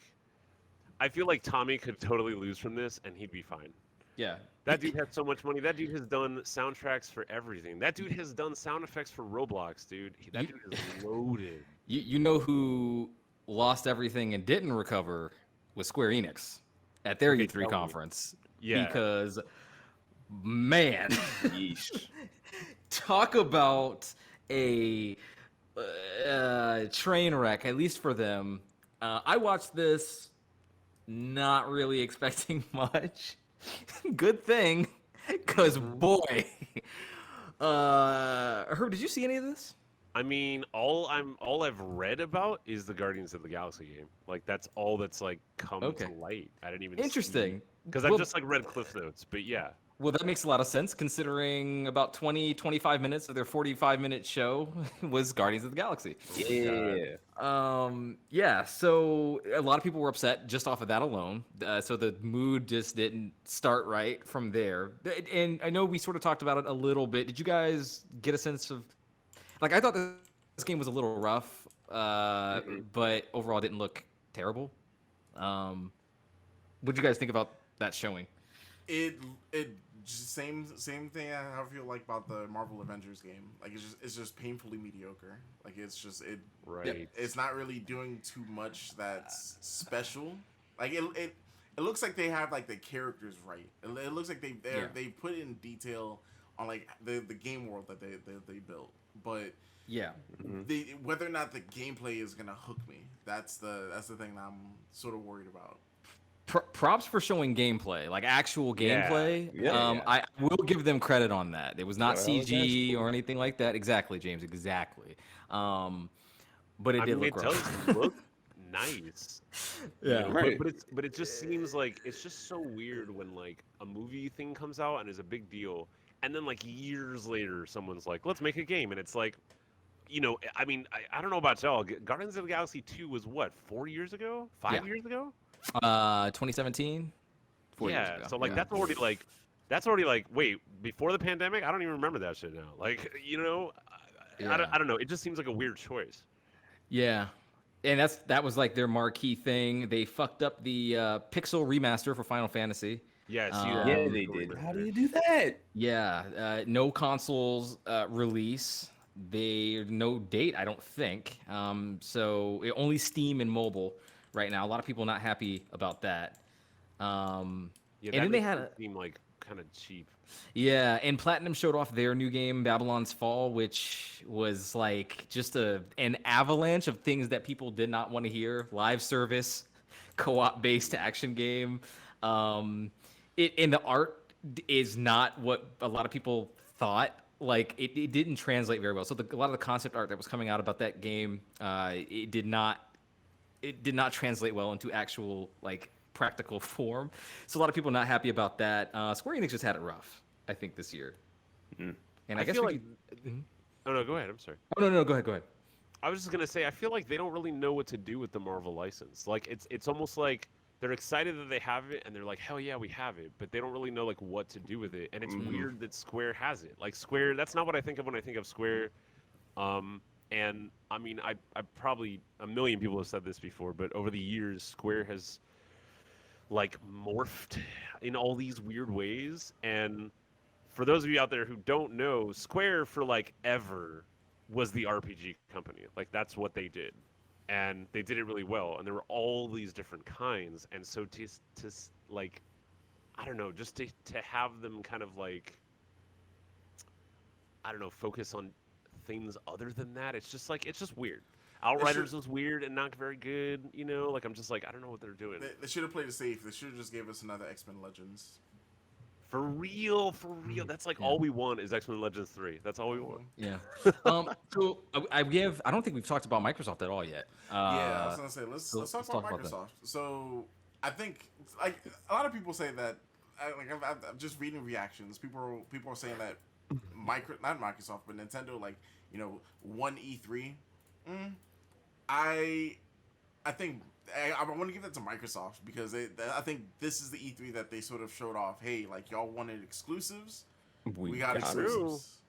Yeah, Halo and Starfield. I mean, and Forza 5, or Horizon 5. Yeah. And I think. No! I'm gonna. You're winding up. I heard it. I heard it. Let's go. No. Please, sir. Please. Gracefulness first, sir. Go ahead. I was just gonna say that this also just their conference turned into one giant ad for Game Pass. Because the one thing I was sitting there looking at as every one of those games went by was like, I'm already paying for them. So sure, I'll play this. Sure, I'll play that. Okay, This looks like fun. Yeah, I'll try that. And that's all they want. They just want to make sure they have eyes on the games, and they're gonna get it. Psychonauts is here, Flight Simulator's here, Forza Horizon 2, the Yakuza series, Hades physical release. Don't know why we got Xbox on that one, but we did. Right. Back for Blood is here, so maybe get Left 4 Dead like they've been wanting to. That new Arcane game seems interesting. There was just a lot of coverage here. I also think it's also huge for them to, I mean, I know we've known this already, but like for them to say, hey, y'all, just remember, Halo Infinite multiplayer is free to play. Right, I want to play Halo again. Yeah. That was such a weird moment for me because like I knew Infinite was coming, and it was kind of just like, yeah, sure, whatever. But then just watching those montages and seeing those battlefields again, I'm like, yeah, I remember this. Like I'm ready to go back to those Xbox Live. What do you even call those things? Lobbies. With this Halo, they definitely took a note from Titanfall. Just like with the grapple hook and like the mobility, like Halo always felt like kind of like the slow FPS, and not in a bad way. It was just more floaty, and it wasn't like quick, fast twitch action. It was always like a little more earthy, a little more grounded. However, it's hard to describe, but you know what I'm saying? Yeah. And this one, like, it significantly seems sped up, But yeah, I mean, seeing the sword and everything, like, I'm just like, right, catching the sword out the air and swiping the people who were like grappling over a rocket launcher or whatever. That was all really cool. Right, yeah. And also, like, they didn't confirm this, but I'm just going to assume that it, the way Xbox is doing it is like, they're not really abandoning the One anytime soon. So I bet you that's going to be free to play on One and on Series X. Yeah. Mm-hmm. Oh, definitely. And that right there, just the immediate guarantee that like no matter what Xbox you have, you're covered. That's nice because Sony's approach is always like, okay, no, now we're doing this, like this new system's out, it's exclusive for that. That's it. We don't believe in generations. That's a direct quote. Right. And that was one of the reasons why people bought PS2, and then for them to abandon that idea is just like, y'all, Microsoft really understands like, hey, we want to play like all of your games from all time because Xbox has some great games. Yeah. So that's comforting to know that like I don't have to go get a Series X and I'm gonna still be able to play Halo Infinite on this thing. Yeah. Microsoft to me presented what in my mind, was the most E3 show this entire Yeah. time. Um, I think I have a lot to say about this show. Really, I mean, it's very impressive. Yeah, they were Just ready. how far they've come, just in general, just as a company. I feel like we've said this a few times too on the show before, but like I don't know if I would have predicted this a few years ago, just like the kind of turnaround that they have. They have like 20, 30 studios at this point, first party studios working on shit. At the very end, Phil's name dropping all the stuff that didn't make an appearance. So, like, they're talking about Perfect Dark, Avowed. Like, hey, we know we didn't show this stuff, but it's still here. Like, we're still at work on it. Like, no worries. So that's cool. Even though there was nothing here, I think that like just made my jaw drop, or like I'm like shouting at the top of my lungs or anything. Like nothing like that. I think that James is 100% correct. Like, this was great coverage all around. I think almost every type of game or whatever is like represented here. They had anime here, they had racing, they had action, shooting.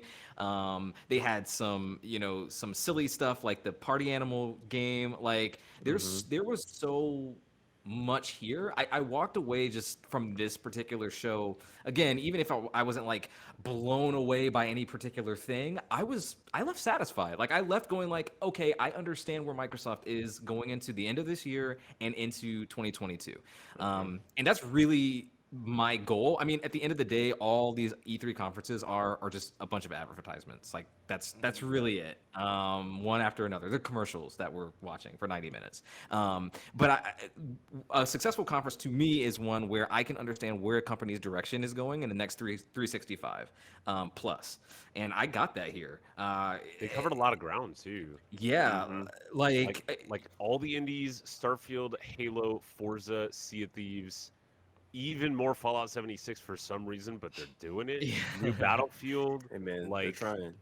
yeah. They have to appease Bethesda some kind of way. So they're like, yeah, we'll let you do 76. Fine, sure. Do Redfall for us, and we'll do 76. Right, but They onto also something, though. Outer Worlds 2 at the same time, which is like, Right. okay, all right. Best trailer, period. Yeah. Oh my god, it's such a good trailer. Yeah, I mean, I definitely want to pick some of these apart. So you guys have talked about Halo a bit. As someone here who, I haven't really like been a Halo fan in like a long time. But getting back into the games recently has been great. And I haven't seen a lot of people talking about the campaign trailer. And I know there wasn't a lot of gameplay there, and some might be a little concerned about that piece. Oh, can you guys still hear me? Yeah. Yeah. Okay. Okay. Yeah, like I actually thought that was really well done. Music was on fucking point. Chris, I'm not sure if you saw it, but I think you would be really happy with the music in that trailer. And the multiplayer montage was beautiful. Classic Xbox 360 live days. Hey, I'm talking Halo 2, 3 type style shit. Like it was just beautiful. It just like James said, again, like made me really want to get into Halo multiplayer. Like I kind of play a little bit for fun with Master Chief Collection, but that shit made me want to really pick it up. And we saw some nice practical use of the grappling hook several times. I watched a couple reaction streams, and everybody seemed to lose their mind at the grappling on the Banshee or the Pelican or whatever that was, and it did indeed look sweet. I do want to mention Starfield though, because that was a game that I'm looking forward to a lot. It just seems to be ticking all my boxes. We didn't get any gameplay. I wouldn't be surprised if we got at least a little bit, maybe Game Awards or early next year sometime. We'll definitely see something by Game Awards. Okay. Yeah. I was actually really excited about it, and it was a tease. It was a teaser trailer. That's what they labeled it, and that's exactly what it was. I felt like I got a little bit more information than we had before. I did see a lot of people say that they felt like they learned nothing from the game, but I felt like we got at least a little bit. We know that there's like, mechs, and we got a feel for the art style, like the sort of game, like what it will look like, essentially. And if you see the concept art that they released, I think the day after, it looks amazing. It just truly incredible. So if they nail even a quarter of what they did in that concept art, we're gonna have something really special on our hands. And I mean, the thing's gonna play like Skyrim or Fallout, but in space, which I mean, fucking okay. Like I'm in. I'm in for whatever that is.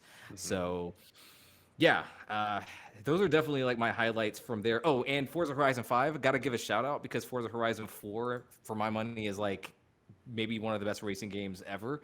That's really good to hear because I only played 1 and 2, but I love them. I just never Yeah. got back into it. But like the fact that they're on 5 now, I'm like, holy shit. Yeah, Yeah. four is astounding, and 5 looks even better. Like 5 made my jaw drop. Like kind of similar to what Ratchet did. When I saw Ratchet, I was like, God damn! I said the same thing when I saw Forza Horizon 5. I was like, shit, that's a car. Like that's a fucking car. Like that's a waterfall. That's a volcano. Like Is that a it's volcano? Right. yes, yes. It just looks. It's like I think that and Flight Simulator are like the next gen games to me. Like in terms of visuals, like I'm like, fuck, that is next gen, baby. Yeah, racing games always do a good job of showing that off. Yeah. Playground continues to kill it. So yeah, We hope for Fable. yes, and we did see a little bit about 12 minutes. Really happy that that got a release. I'm very much looking forward to that game, that indie title, with Daisy Ridley and William Dafoe for some reason. And James McAvoy. yeah, and James McAvoy. Yes, it looks spectacular. And this game called Somerville. Did you guys see that? That looks awesome. It kind of looks like Limbo in a way. Limbo Inside. Kind Yeah, exactly. That gave me that sort of vibe, which I thought was really impressive. That and there's one more I wanted to bring up, guys. Replaced. Thank you. Yes, replaced. Yes. It's basically like The Last Night, except not made by a neo-Nazi. So there's that. So yeah, replaced looks great, and I'm really looking forward to that. Another indie on Game Pass. I can't wait to play day one. There are so many good games on Game Pass. Yep. Every time I turn on my Xbox, it's like I find other stuff that I'm like, okay, I'm just gonna download that and then I'll get to it, and then I may or may not. But like, there's always something to play now, and that's really nice. Yeah. So Microsoft had a good show, I think. I would agree. Yeah, like theirs seems like the most solid. They covered all their bases. They were ready for it, Yeah. and they've been scooping up all these companies. Microsoft is gonna fucking own everything. And they still have some things we don't know about, right? Presumably, that's what I'm hearing. That is what I'm hearing. There's a large rumor swirling about another big acquisition for them. So, you know, Banjo. Sorry. or You like know, another that's title. Or something. yeah. A friend of mine was like, all you have to do is release Banjo-Kazooie 3.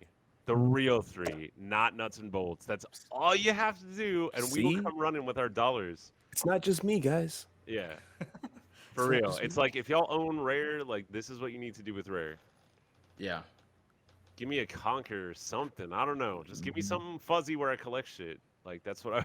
that's what Like a Microsoft Ratchet. I will take it. yeah, exactly. I didn't hear you guys talk about Breath of the Wild at all.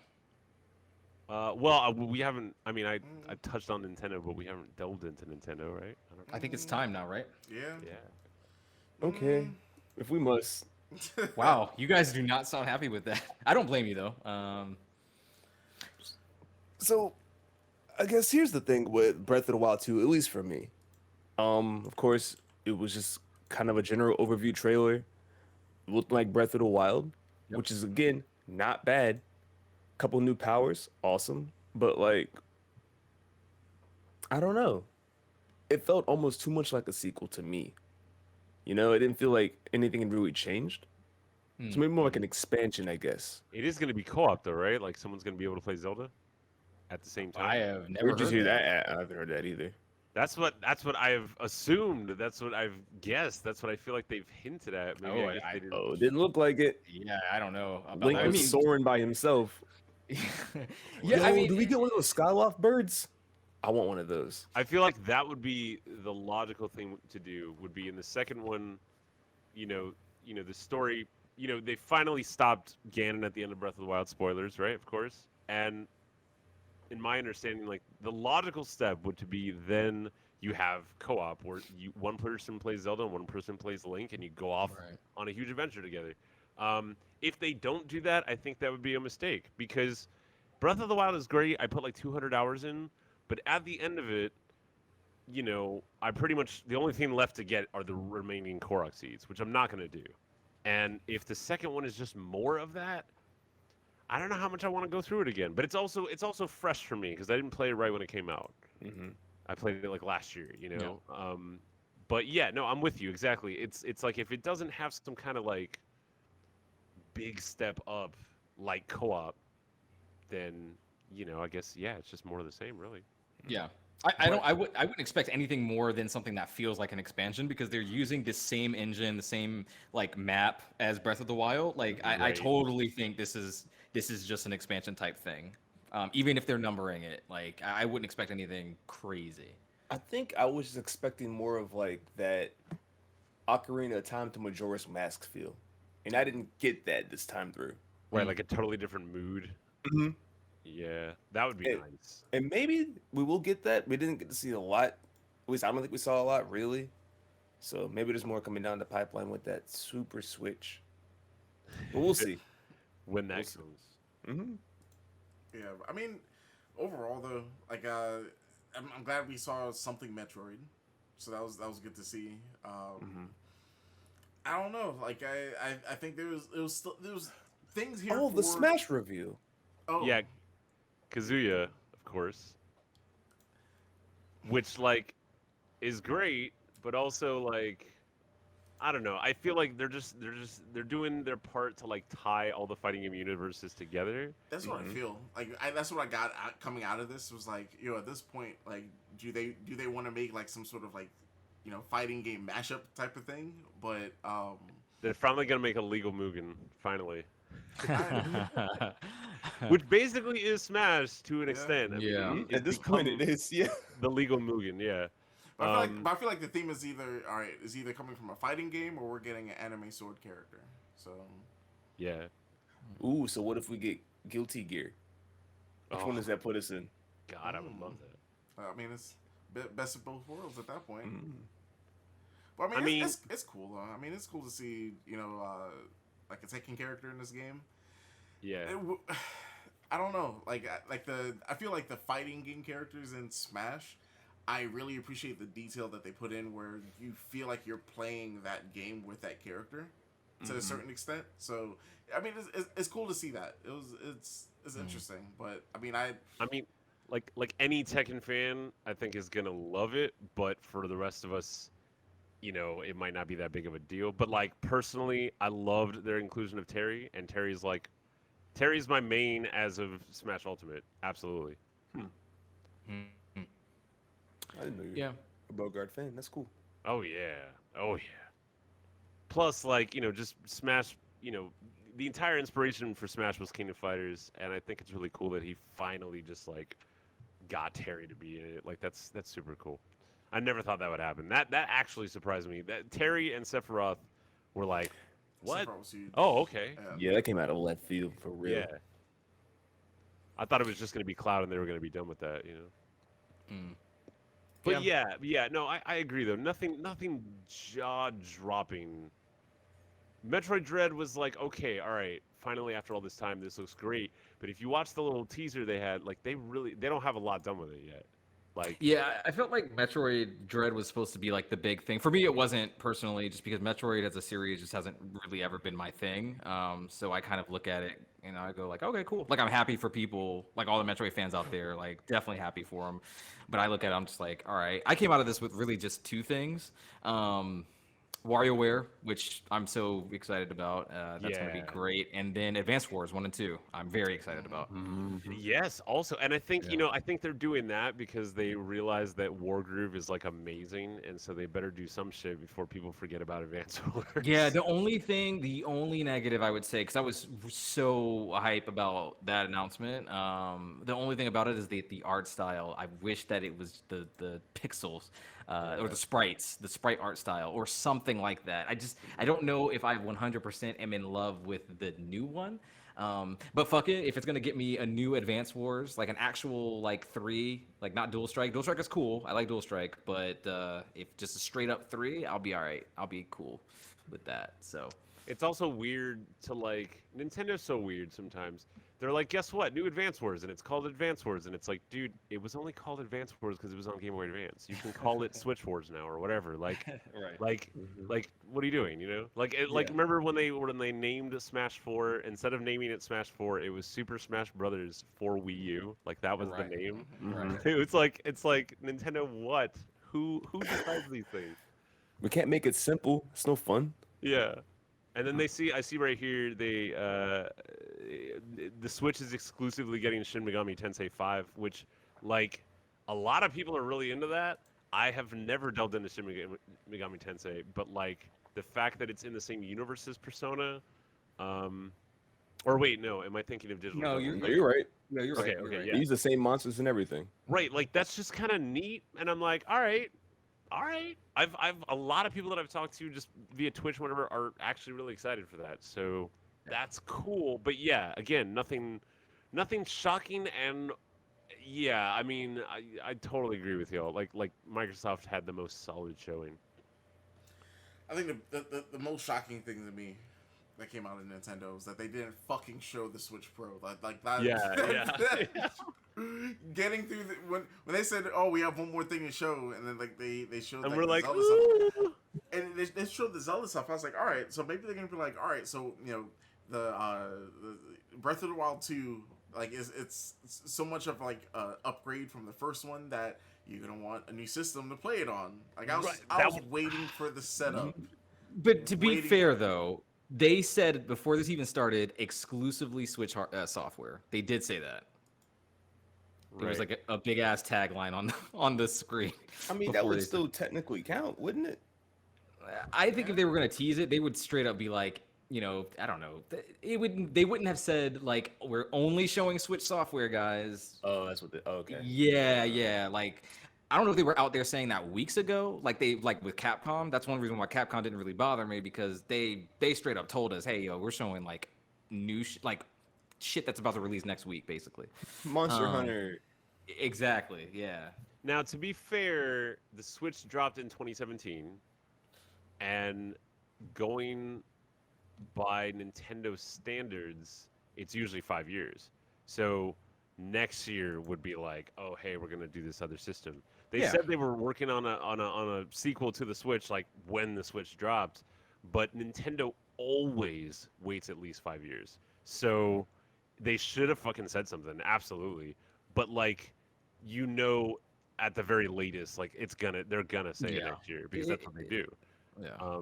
But yeah, it's kind of like y'all, like, you know, we I feel like we've talked about this on every time I've been on here, but it's like, as gaming content makers, and for that matter as gamers, we have to berate Nintendo because because we love all the things they make, but they just don't give us enough of what we want.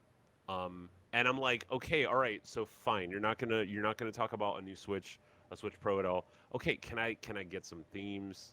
Can I get some? give the existing Switch some love. A good online network, please. Yeah, just give it some love. Just give it a little extra. Like just the other day, Pete downloaded like a Subnautica theme that came with Subnautica, and the theme for his home screen was awesome. Like, it was super interactive. It like moved when you moved. It was super sick. It was like, why isn't there like some Mario theme or something? Like, I just anything. Just give me the Switch, you know, some more personality.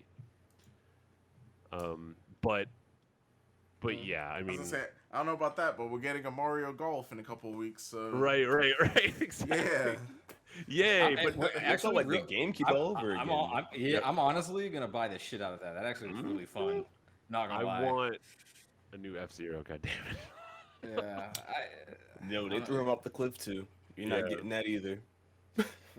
But again, I mean, WarioWare, Metroid, and No More Heroes 3 will satisfy me. Like, I will get those. I will check those out because I love those franchises already, and because it's been a while since we like heard from any of those. So I mean, I think those are good news. But it's weird that they didn't do No More Heroes 3 at. Here's the weirdest part: they didn't do No More Heroes 3 on the live stream, but when you watch, it's like a 30-minute fucking YouTube video. And there's like a ton of gameplay. Like, they show everything. Yeah. They probably And did that like, during why? Treehouse. Right, during the treehouse, yeah. And it's like, why wasn't this part of like, why wasn't this like one of the main things you showed when you clearly have so much more ready for it? Like, it's so much more done and complete and ready to go that in comparison, the Metroid Dread trailer was like literally like 50 seconds and barely showed anything.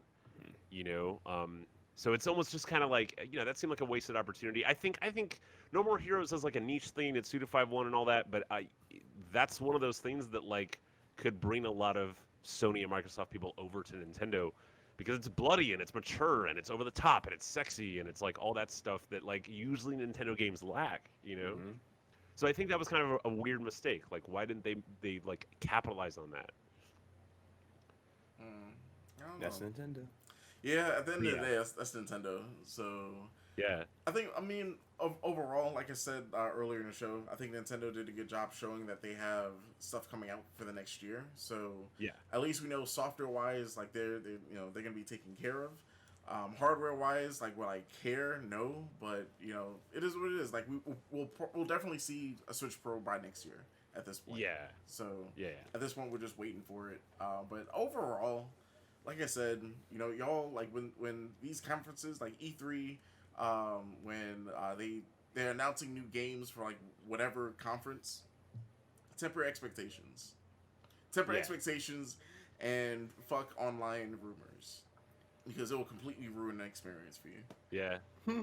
Also, you know what else I think Nintendo specifically is going to play it really safe with this next thing that they do, whatever it is, because the Wii U did not go well, and they are old school Japanese businessmen, and they don't like once they see that something doesn't work, they're like, okay, we're never going down that path ever again.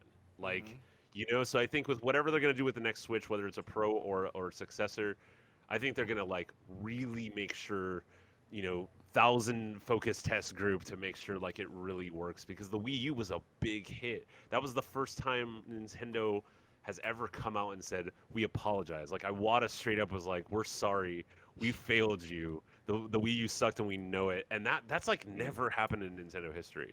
Yeah. So that's probably why they're so hesitant. That's probably why they're not like rushing ahead and they really want to make sure this next thing is going to be as big as the Switch has been or as big as the Wii was. But yeah, every time I see the Metroid Dread thing, I do get a little tickle. I'm like, Yeah, I'm excited for it, and like I'm also excited that it's just a couple months away. So that's good to see. But we want to hear from you guys. Watching on YouTube, watching on Twitch. Let us know what you guys thought about this year's E3. Let's continue the conversation online. Continue conversation on Instagram, Twitter, and all that. Want to hear from you, but we're gonna go ahead and wrap up. This has been a jumbo episode. Thick. A ton of content. I love it, and of course, Gamemaster Herb. Once again, thank you for being on this episode. Thank you. Let the people know where they can find you and what you're working on right now.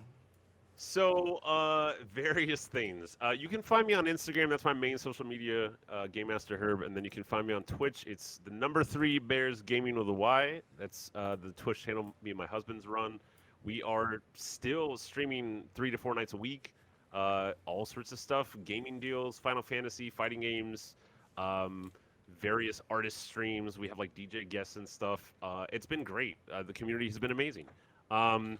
I just started up recently a radio show on WRFG here in Atlanta. You can listen online at WRFG.org. It's called Wavelength. It's where I play music from anime, music from video games, music from producers here in Atlanta that I fuck with, people I respect and want their music to be put out there. There's really nowhere on FM where they're playing video game music or anime music, so I try to fill that gap. And it's going really well, and I'm really happy that I have that position because that's one of the reasons I moved to Atlanta was to get involved with the radio. I've been working on that, and then, pretty soon I have to take a trip out west and kind of handle some family shit. So I'm still going to be streaming. I'm still going to do podcast stuff. I'm still going to do the radio show, but maybe with a bit of a fluctuating schedule. I think we all know the pandemic has put a lot more than just business on pause. You know, when I think about it now, it's been like almost 2 years since I saw my mom. So it's time to catch Wow. up and all that. Jeez. Wow. You know what I'm saying? Yeah, because we don't live in the same state, and I'm used to that. But you know, it's time. It's time to catch up a little bit. So, everybody out there, I urge you to reconnect with family. Kind of like get back. I don't think there's going to be a getting back to normal, but definitely like get back to the people and the things that you love, because I think a lot of us have sort of, especially those of us who've been like quarantined or like couldn't go out, we have different conditions or we have autoimmune diseases.